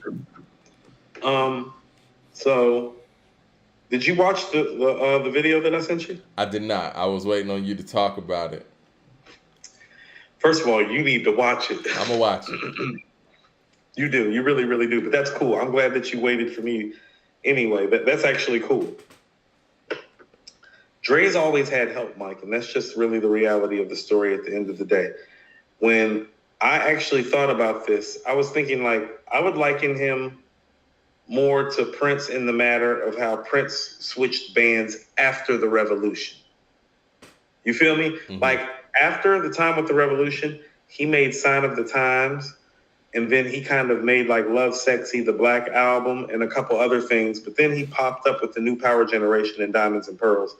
And then it seems like from that point on, or somewhere in between there, like Graffiti Bridge and all that, like somewhere like about 1990, it seemed like Prince was switching bands. And what I feel like is going on with Dr. Dre is that, you know how Puff had like the Hitmen? Mm-hmm. Like he recreates a hitman type of team, but it's not a whole team. He likes to keep it quiet. He's a funny dude. You feel what I'm saying? So it's not going to be like a big team of people. It's going to be a guy or two. And so we're going to start unpacking it. Let's first of all unpack. Hold on. This isn't going to be a Dre slander, fest for the people out there. No. These are because all I know things y'all that, tune out whenever we get critical these are all of things certain that are people. pulled from interviews Okay. that Chris the Glove Taylor and Daz Dillinger have done, pretty much. Okay. So everything that I'm saying is pretty much via Daz or via Chris the Glove. Okay. Okay. Just to get briefly on the Daz part, Daz did do Ain't No Fun on Doggy Style and Rat-a-Tat-Tat. Okay? Okay. One of Daz's homies, Emmanuel, is the guy that's playing the keyboards on What's My Name, Who Am I? And on, I believe, I forget the other. I got more paperwork upstairs because I was taking notes like crazy when I was like doing all these interviews, like I usually am. But the cat, Emmanuel, definitely did the main part to What's My Name, like Snoop's first single. Okay? Now, as far as the Chronic is concerned, it appears, and the Glove said this in his interview, Dre hasn't worked by himself since I've known him. Glove started hanging out with Dre when Niggas for Life was being made. Now, I want you to understand. 92. Before that. Glove is actually explaining how people need to go look up Chris the Glove Taylor. He was actually a more known DJ and producer before Dr. Dre and Yella. And he Somebody literally said talks Pork in the Chop interview. did What's My Name. Have you heard any of that? Huh? Pork Chop? Somebody said That's Pork the Chop. same did guy, What's My Name. Emmanuel, Pork Okay, Chop. Gotcha. They called him Pork Chop. His real name is Emmanuel. Daz put Emmanuel on. Emmanuel Pork Chop Dean. Yep. Okay. Emmanuel Pork Chop Dean. Yep, same guy. We're talking about the same person. Okay, are we talking about a session player? Because I think the confusion is there are session players and there are producers. Okay, so he's a session player. He's a session player that laid the strings and the keyboards for that record and never got credit. Don't you think that's kind of big, seeing how Snoop's album... Like, think about this. Snoop's album got released before Gin and Juice did. It's the first rap album to go #1 on the charts, and it was there for 4 weeks straight, if memory serves. That is off the strength of What's My Name. So don't you think session players deserve credit when something like that monumental is happening? I mean, I'm just asking questions here. No, I agree with you. And, think something... Especially when it's the keys on there that make the record, Mike. Well, I think it's something that's problematic is when we watch a film, like the biopic, the Straight Outta Compton. You remember when he did G Thing, right? It was like they showed Dre at the keyboard. He was telling Snoop to come over, and he's playing G Thing on the keyboard like that wasn't a sample from Leon. You know what I'm saying? Like, no, somebody found you the record, or you found the record and you sampled it and you made the record. It wasn't like he was on the keys creating. And I think that when we have these notions in our head about the creation of it, these session players get left off. That's why I was bringing all that around. So first of all, when people like Sade are like giving credits for like session players, they don't get left out. Right. You get what I'm saying? So it's like they're grander artists than other genres of music. Even the Funk Brothers, when it comes to Motown. Like how about this? If people like Fiona Apple don't put people like John Bryan down in the credits, people like Kanye West maybe don't find out who that person is, and we don't get late registration. So credit matters. I mean, even the Funk Brothers, when you talk about Motown, like they were the session players, even though Holland, Dozier, and Holland were the producers, and Smokey Robinson were producing, but they still gave credit to the session players. Correct, because it matters, because they're helping create these melodies that are being held forever and are timeless classics. Yeah. And they are the originators of them in some cases. Now, let's stay on the Chronic right quick. Chris the Glove is literally talking about how him and Dre are riding around Cali. Like, you have to understand, when he's meeting him, he explains this. He's like, you have to understand, I'm the fancy nigga from West LA, and these are the dangerous hood niggas from Compton that just started getting money. He had been getting money. He had did a record. I forget the record. I wish I had the rest of my notes with me. I have notes everywhere. But he already had sold 4 million records by the time he's meeting Dre. So he's already been getting money and been getting checks, okay? Mm-hmm. I feel like I actually need to go get the rest of my notes right quick. If you got to go get the rest of your notes, fine. Do you know where they're at? I do so much writing, like it's ridiculous. No, it's keep going. I'll find the record that you're talking about. If you want to keep going, I'll just find. Yeah. Pull up Chris the Glove Taylor. Yeah. Right quick, but just to keep going right quick. Glove is responsible for so many things, but the whole G-Funk sampling thing, that's not just Dr. Dre's idea. And so what Glove was saying was like, no, the whole idea to switch to the whole G-Funk thing that the Chronic is based on, that's not Dre's idea. That's our idea. That's me and Dre riding together through Cali trying to figure out how we're going to switch shit up. And you have to understand, the Glove was more of the music producer, not the rap producer, the music guy. He's the one that's riding with Dre like, no, we need to be doing this G-Funk shit. So when he's talking about this whole G-Funk era thing, it's like the Glove is saying it's like, no. The conversations with Dre help inspire that. And this is what I mean about how he's kind of like, he's a co-producer. He's one of those people that's like my homie Wop was telling me, who plugged me to Curry, like from the Bad Boy thing when he came in the studio and I was by myself. He's like, Coop, that's not how you do it. He's like, you need the people around you to inspire you, to give you your ideas and stuff. This is what Dre does. Like, so from early on, he's using Chris the Glove Taylor because he knows what the Glove does is different than what NWA is doing. The Glove done sold 4 million records doing some non-rap shit. So when the Glove is talking to him about doing the G-Funk shit, Dre is thinking to himself, that probably might sell more records. You feel what I'm saying? Right. Right. And so this is what the Glove said. He said, Dre is a project manager and a master sampler and a great director, not a beat maker. He said, you want to talk about the Chronic, Greg Royal and Colin Wolfe, their contributions to the Chronic. He brought up the fact I've never heard of those names, by the way. Huh? I've never heard of those names before. Yeah, Greg Royal and Colin Wolfe. Look them up. I never heard of those names either, and I still haven't had time to research them totally. Here's another thing that I realized. Glove is the one that's responsible for bringing Mailman in. Check this out. I didn't know that. Mailman is from Pittsburgh. Mailman is part of Sam Snead's camp. Okay? So they have been trying to get Mel out. Glove is the one that made it happen. Dre didn't bring Mailman out. The Glove bought Mailman out. It was Sam Snead. Hold on, where are my notes?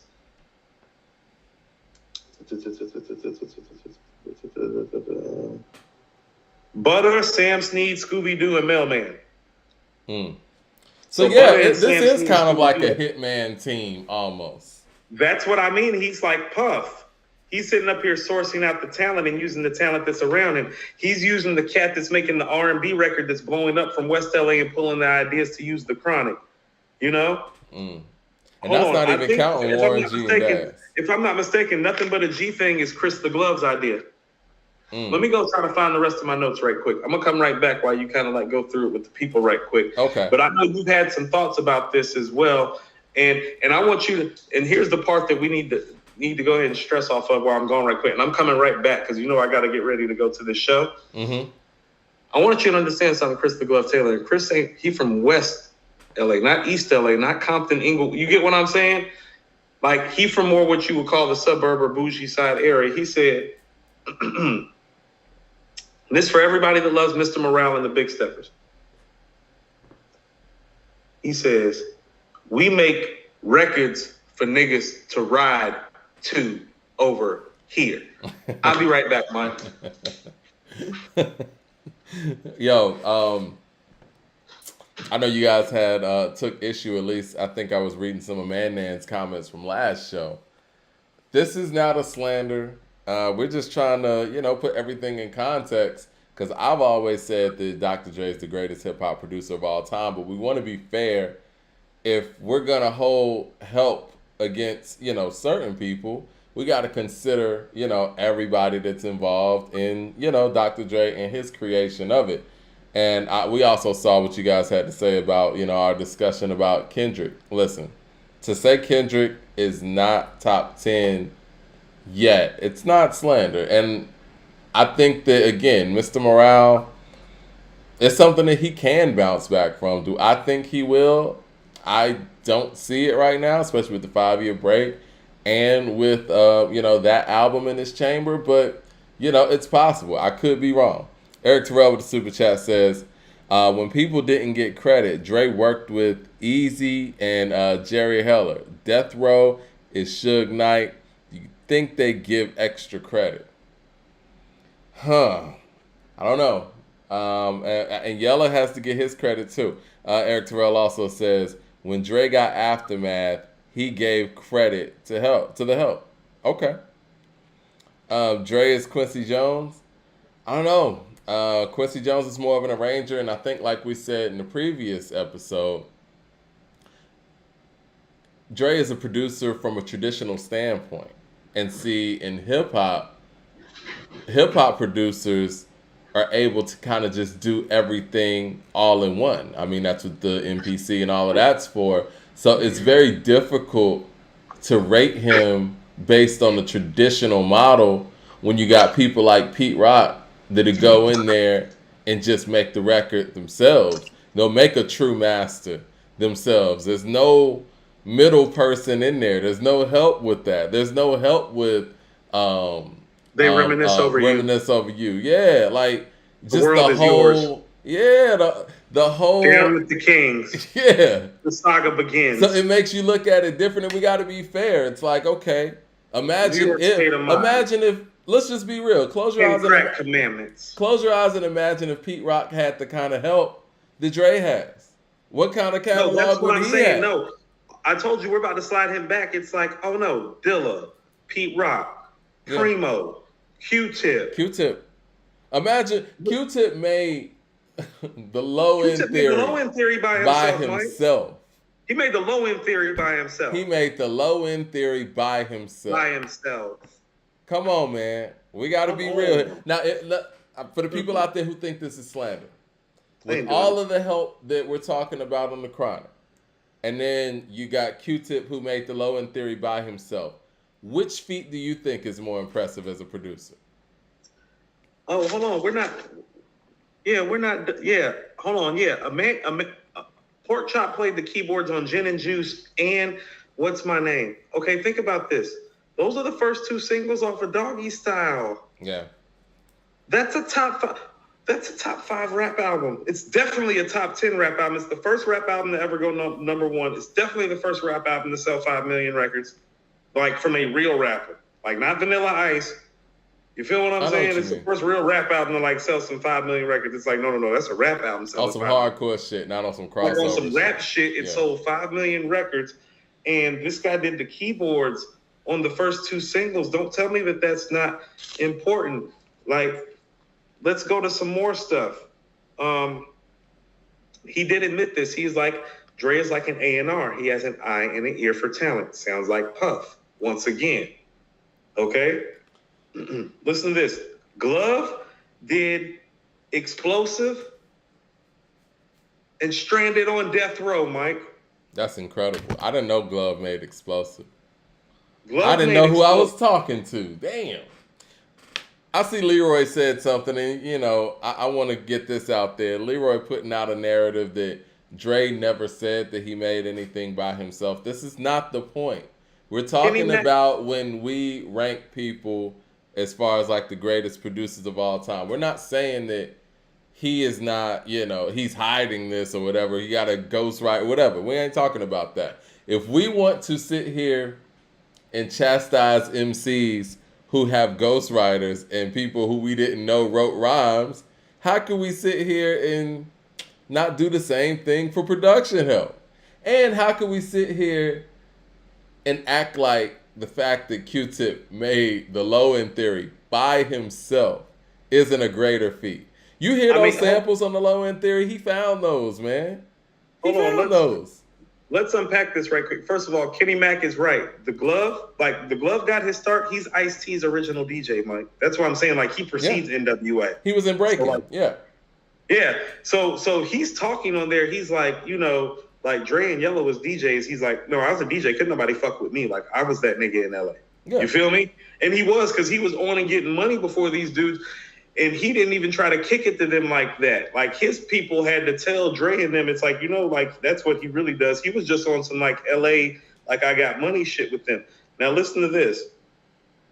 He did the keyboards to California Love. Mike, the keyboards are what make California Love. Think Okay. about it. All right. I think he did the keyboards to California Love. He did Explosive. He did Stranded on Death Row. Think about he is part of the reason that the G-Funk samples got used for the Chronic. We're not done yet. Oh, let me get the Mad Max super chat. He says, Dre is not the greatest producer ever. More Interscope Jedi mind tricks for me. Daz, Devontae, RZA, Heatmakers, Ye, Havoc, Pete Rock, the best producers, and I like the guy who produced Lil Sim's album in Exile. Yeah, Exile's dope too. So let me run this down right quick. Do you remember that double XL photo where it's like Dre's vault? Mm-hmm.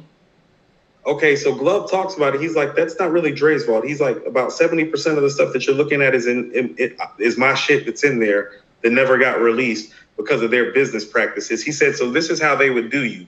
They would tell you that they would pay you like 15, 20 G's for a placement, and you would give them 10 records, right? So you thinking you're going to make like $250,000.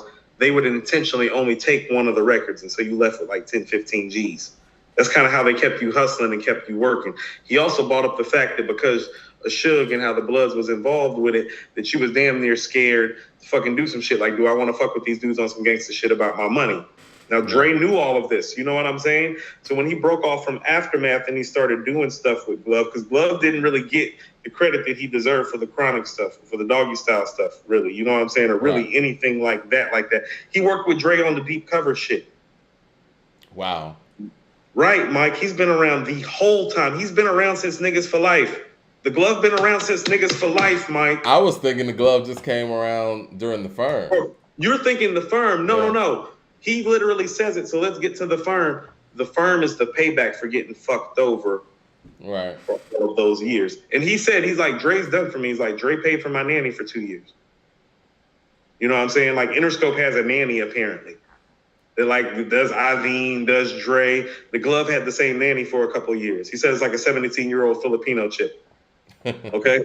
Yeah. So listen to what he says about Mailman, because they ask him, they're like, didn't Mailman do Untouchable and Throw Your Guns? There's like, he did. They're like, well, why is Dre on it? He said, I made him put Dre put his name on there because that's what I had to do. So Dre was going to let Mailman take credit, and he was like, oh, no, nigga, for all the shit that I done been through, you're going to put your name right next to the shit the same way you made me put my name next to shit. You feel me? Like, the same way you saying that you co-producing Phone Tap is the same way you're going to say you co-producing Untouchable. You feel me? And so, but Mailman and the Glove, pretty much, all those beats that say co-produced by Dr. Dre, if it says Mailman or the Glove next to it, it's them pretty much. It's pretty much what he's telling you. And he's the one that brought Mailman in, who was already part of that Pittsburgh camp. You know what I'm saying? And this is what I mean. Like niggas from people understand this about Pittsburgh, and I know this because my family is from Newcastle and Youngstown. Newcastle is only about 30 minutes northwest of Pittsburgh, and Youngstown you can get to Pittsburgh in about an hour 15 from there. Okay, they on that player shit. You know what I'm saying? On that funky shit. The same way you got what's his name in Philadelphia. In East Pennsylvania, no, it's the same funky player shit going on music-wise in West Pennsylvania, in Newcastle, Pittsburgh. You get what I'm saying? And so Dre is pulling from a sound and from a source that people don't often have access to it. He's pulling from the other side of Pennsylvania. He's pulling closer to the Ohio player side. That funky shit, Mike, even in the producers. Sam Sneed and them is from Pittsburgh. Like, you can get literally over to Ohio and get to Youngstown from Pittsburgh in about an hour and a half. You feel me? Right.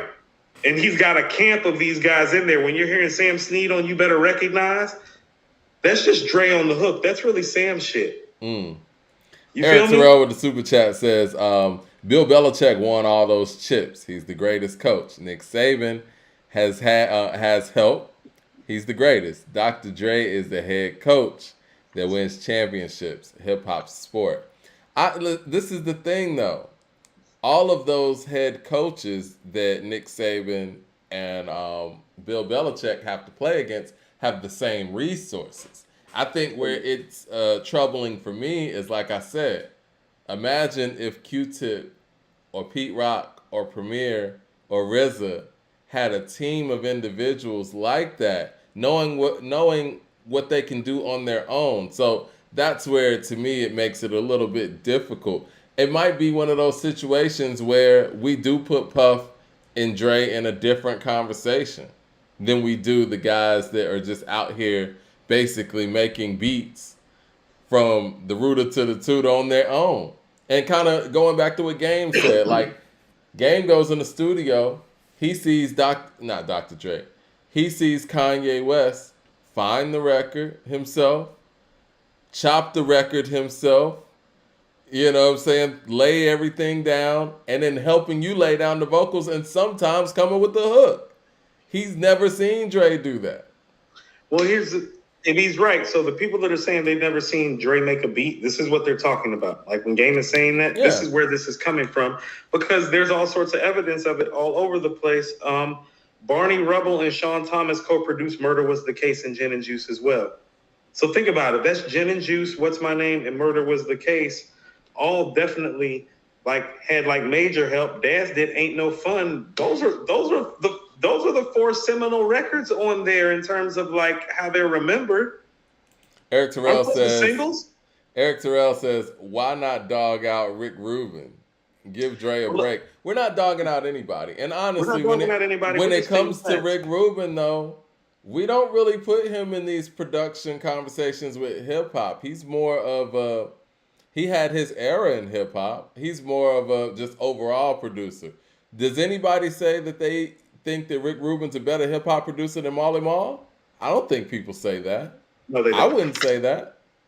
Well, let's finish too and wrap some of this up. So I really feel like after listening to The Glove, is that The Glove actually did himself a lot of favors by working with Dre, because he was able to brand out and branch into other things. And when you watch the interview, we can get back into it, Mike, because I want you to watch it too, because I think you're going to have some piggyback thoughts. Mm-hmm. I'm just glossing over the musical and production side, because there's a lot of other stuff to unpack in that interview that I sent you. I think for me, though, and not to cut you off, I think the biggest thing for me is the creative side of it. And I think that it's one thing where, like you said, somebody's playing the chorus for California Love, but who found the record and was like, we're going to flip this into this? And I know Warren G was saying that was his role during the Chronic time, to be the guy to find the records. The inspiration for the record came from The Glove, as well as him playing the keys. It's like, oh, you're the inspiration and you're actually the one laying shit down? Because again, I want to get back to Q-Tip, because I think that, they kind of mirror each other when it comes to the time period and the innovative nature of, G-Funk and jazz. Not anymore. With Q-Tip, it's like, we know Q-Tip found these records. He found these samples that they used. Because he was in the same record stores with Large Professor and Pete Rock and DJ Premier, and they all tell stories about how they were all running around to the same record stores trying to beat each other out for the best samples. Yeah, because when you think about Dilla and Q-Tip, they would find areas in the record that weren't like the first couple of seconds of the record. Like they were listening to the record. Yeah, you have to listen to Think Twice all the way into like the 6-minute mark to hear what's the song I'm thinking about? Footprints and that sample. And then after Q-Tip did Footprints, then you got Lisa using that sample too. Like Q-Tip's always the guy who's using that loop first. He did the digging. And I think that from a creative standpoint, I always am amazed by Tribe's records. Like, yo, how did this nigga hear a hip hop record in this? And so for me, when it comes to Dre, all the help outside. If Dre was the creative force and say, you know what, this G thing loop, this can be a hip hop record. Cool, kudos. But if somebody gave him that idea, then yes, I do feel different. Well, this is what I mean. Is like, so, okay, let me finish up a couple things. Go ahead. I'm sorry. That was on my mind. No, you're perfectly fine. Because I kind of, the way that you're starting to feel about the low end theory with Q-Tip, well, let's start about how I'm starting to feel about DJ Premier with Moment of Truth. It's like, hold on. DJ Premier didn't have no fucking help on the Moment of Truth. And when he wasn't doing Moment of the Truth, he was giving Biggie, Nas, and Jay-Z some of their best stuff. Yeah. By his damn self. That $1 Million and One loop. Moment of Truth. Moment of Truth comes out in 1998, which means they're working on that album sometime in 1996 and 1997, which means he's giving Biggie and Jay-Z and Nas records while he is working on Moment of Truth. That $1 Million and One loop, crazy. We all heard that Aaliyah record, but what he did to it? Million. That's always impressive to me when somebody takes a record that you've heard a lot and turns it into something else. Like what Just Blaze did with Kingdom Come with Super Freak. Like, I didn't even Right. realize that was Super Freak when I heard it initially. Well, listen to what the glove says, and I've been saying this too. He said the biggest mistake about the Firm album was dropping Firm Biz and not dropping Phone Tap. He said, how can you hear Phone Tap and not drop Phone Tap? Now, obviously, he might feel that way because now, Mike, now that we're looking back about it, we know who the real producer of Phone Tap is, and it's not Dr. Dre. Yeah. Dr. Dre's the arranger of Phone Tap, like Chris the Glove made Phone Tap. Listen to what he says. He says, if you drop Phone Tap, you do 2 million out the gate, and we're talking today about an album that's probably sold 8 million records.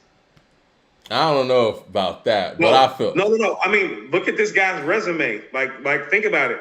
Look at this guy's resume when he's saying that. Because think about it, the Firm did 1.5, like relatively like Phone Tap was like that, Mike. That like they really did lose buzz when they dropped Firm Biz because we were all like, "What the fuck is that?" You're right, because if Firm Biz would have came second or third, people would have dealt with it. Right, we would have dealt with it. Yeah. But when you heard Phone Tap, it's like, hold on, you had this, you didn't drop this. When the producer says that, I think that's strong. The producers usually don't talk like that about projects. This is what I'll say about Phone Tap, and I could be wrong, and somebody in the chat correct me if I am wrong. That sound that was on Phone Tap, I feel like was that next phase of Aftermath. Well, not next phase, but that was like the beginning and the foundation of Aftermath sound. Well, let me finish. It was, and the glove is very important in a lot of ways, for better and for worse, for his own well-being. Because here's what I think happened: is that I think by bringing Mailman in for the Firm album, and by making Phone Tap and records like that, I think he set the blueprint and the template for a couple things. First of all, Mailman, like, he made sure that Dre put his name on all the records, and here's what his rationale was for it. If you just put, and this is what the glove used to say, if you just put my name on the record now, it ain't gonna pop. No, nigga, put your name on the record now, even though I did it. And so that set the stage for Dre taking credit for the record, even though the glove was looking at it. It's like, no, I've been getting fucked over for years. I want my get back. I'm gonna get more money if it says you co-produced it. Right. You know? So he set the template for the fuckery, kind of, in a sense, in terms of how the credit gets delved up unknowingly, trying to get back for the fact that he didn't get credit for a lot of stuff that he did to begin with. Gotcha. During the Death Row days and during the Ruthless days. You feel me? And so he's the one that actually set the template and literally made Dre put Mailman on it.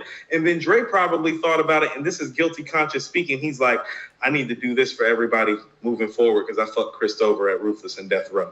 And so that's why you see co-produced by. It's not Dre trying to fuck them over. It's actually saying, well, even though you did it, if you put my name on it, it helps you. Yeah. But it's in a bad template in terms of what we know is his. And so here's really what's going on with it at that point. When Dre is realizing all this probably, and he's hearing Mailman make beats too, and Glove is not realizing this, the Glove is being replaced slowly and surely by Mailman and then Mike Elizondo on 2001. Because Dre is realizing, oh shit, I can keep on doing this and kind of take Fam's template. Because Glove is the same age as Dre damn near. So he's like, oh no, we getting old. I need some younger dudes, a new sound. So Mailman is actually, and Mike Elizondo are actually people who end up replacing the Glove in terms of getting those Dre credits. And it's kind of funny, like he cycled through them too, and they all spun out and did other things. Because Mike Elizondo's catalog is damn near as deep as the Glove's now, but it all kind of came from putting co-produced by Dr. Dre down. But it really looks like Dre didn't do a lot of this stuff as far as like that Rooter to the Tutor stuff that you're talking about. No, it's been the Glove literally up until Explosive on 2001, and it feels like finally, I don't know, it's like, it feels like the Glove did 2001 with him, like Explosive. That's huge to me. That's massive. No. I don't think you understand. Dr. Dre not being the owner of Explosive totally is a difference maker. Not being the owner of What's My Name and Gin and Juice and Ain't No Fun, Rat-a-tat-tat, Stranded on Death Row. This isn't just regular records. This is some of the best shit. Ever. Yeah. And it's all co-produced. And so Mike Elizondo on In the Club. I mean, think about that. It's like, oh, did you do that or did Mike do that? It's like, well, Mike did that apparently. Yeah. You know, so it's like if you're looking at his biggest and best shit, it's like, well, he's really not the author of it because, to quote the Glove again, Dr. Dre is a project manager and a master sampler. Jay Short with the super chat says, journalism is not slander. I agree. And listen to my final thought, and then we kind of got to get out of here after we cover the Lil Baby thing for like a few minutes. Mm-hmm. This is why you don't see any non-Aftermath California artists really working with Dre, because they're not really working with Dre if they come to work with Dre. And that's why Busta is probably not telling you the full details. Like, he's having me record over and over and over again. It's like, oh, well, he's not there in the studio live when you're there to pause you or to tell you to stop. He's hearing the records after they're done and telling you what you need to do over again. You see, I noticed that when you said that made me pause for a second. He said, yeah, Busta going over and over again. I'm like, hold on. I'm like, Six never had me record whole records over again. But then I thought about it. Six was always right there. It's like, nah, nigga, stop. That makes sense. Do it again. Yeah. I never did a whole song over because my executive producer and my engineer, my rooter to the tutor guy, like my guy did everything. So he was sitting right there with me. I never recorded a whole song over. Never. I did whole takes over. I did ad libs over. Did stacks over. I never did a whole song over. The song over. You're hearing some shit after the fact when you're doing songs over, Mike. CJ Kid with the super chat says, with all this info, can we say Moment of Truth is better than The Chronic since most of it wasn't even Dre? So do the Chronic and Doggy Style get docked out of the top 10? Not the albums, but maybe the production credit part of it. Because the albums are what they are. Production credits matter. If all this shit is co-produced, and listen, this is what I'm saying about if you ask me who's the better producer between Q-Tip and Dre, if we're matching up, what's the better production job? Q-Tip on the Low End Theory or Dre on the Chronic? Yes, my answer might be Q-Tip. Now the answer is Q-Tip, and it's clear because here's what we know. It really appears that the Glove set the template musically and business-wise by him getting fucked over early on for what Dre does and how he does it. It's like the Glove did the early work and didn't get credit. And so the Glove got his work for the firm and some other stuff, you know what I mean? He pretty much got his work moving forward after he got fucked over, which set the template, but it also set the template for Dre putting his name on stuff that he's not the author of. Mel with the super chat says, the firm flopped because the main artists were only on like 4 songs. Didn't matter what single was released. We wanted to hear Nas, AZ, and Foxy, and we didn't. The firm biz is that, unfortunately. Right. Okay. We gotta let's get to the Lil Baby album. I gotta get out of here in a minute, Mike. Okay. So does anybody have any, like all of this is stuff that I pulled from Daz in Chris the Glove Taylor interviews. This is all like factual. So all the information is out there. People can go out there, do their Googles, and find all this stuff out themselves as well. Jay Short says, so this is why it takes Dre so long. He's not a perfectionist as advertised. He has all these collaborative parts that he has to piece together. Interesting. So a great way to end this would be Chris the Glove's thought on Compton. This interview is happening shortly after Compton got released. Listen to what he said about Compton. He said, Compton is too busy. It is. He says, there's no Corrupt on there and there's no Glove on there, and that's what's wrong with the album. You got to have something for the streets.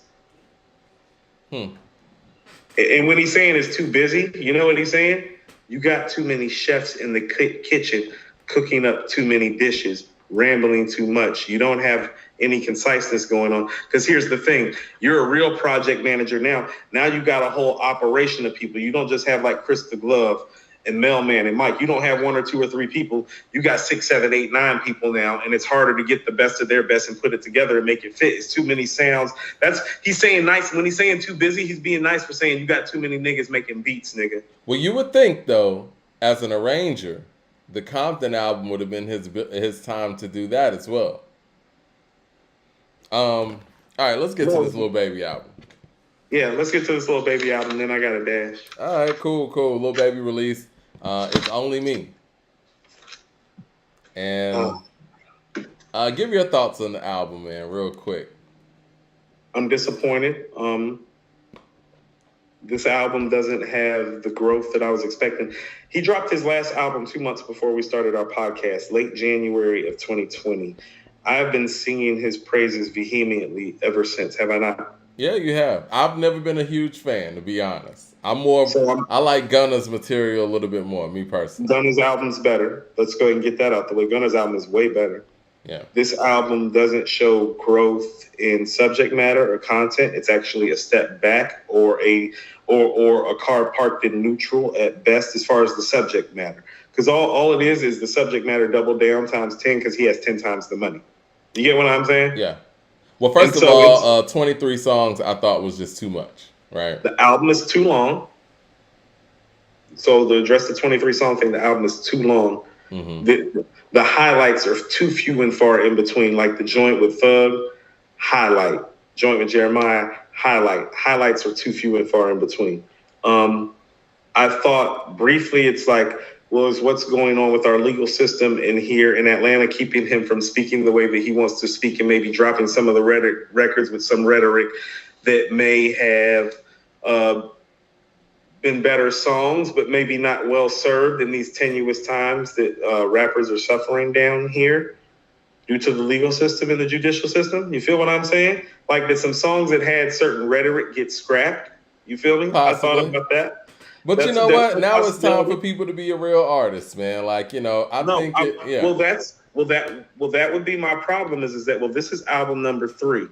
And usually your first album is your come up. Your second album is your exploration, which was his last album.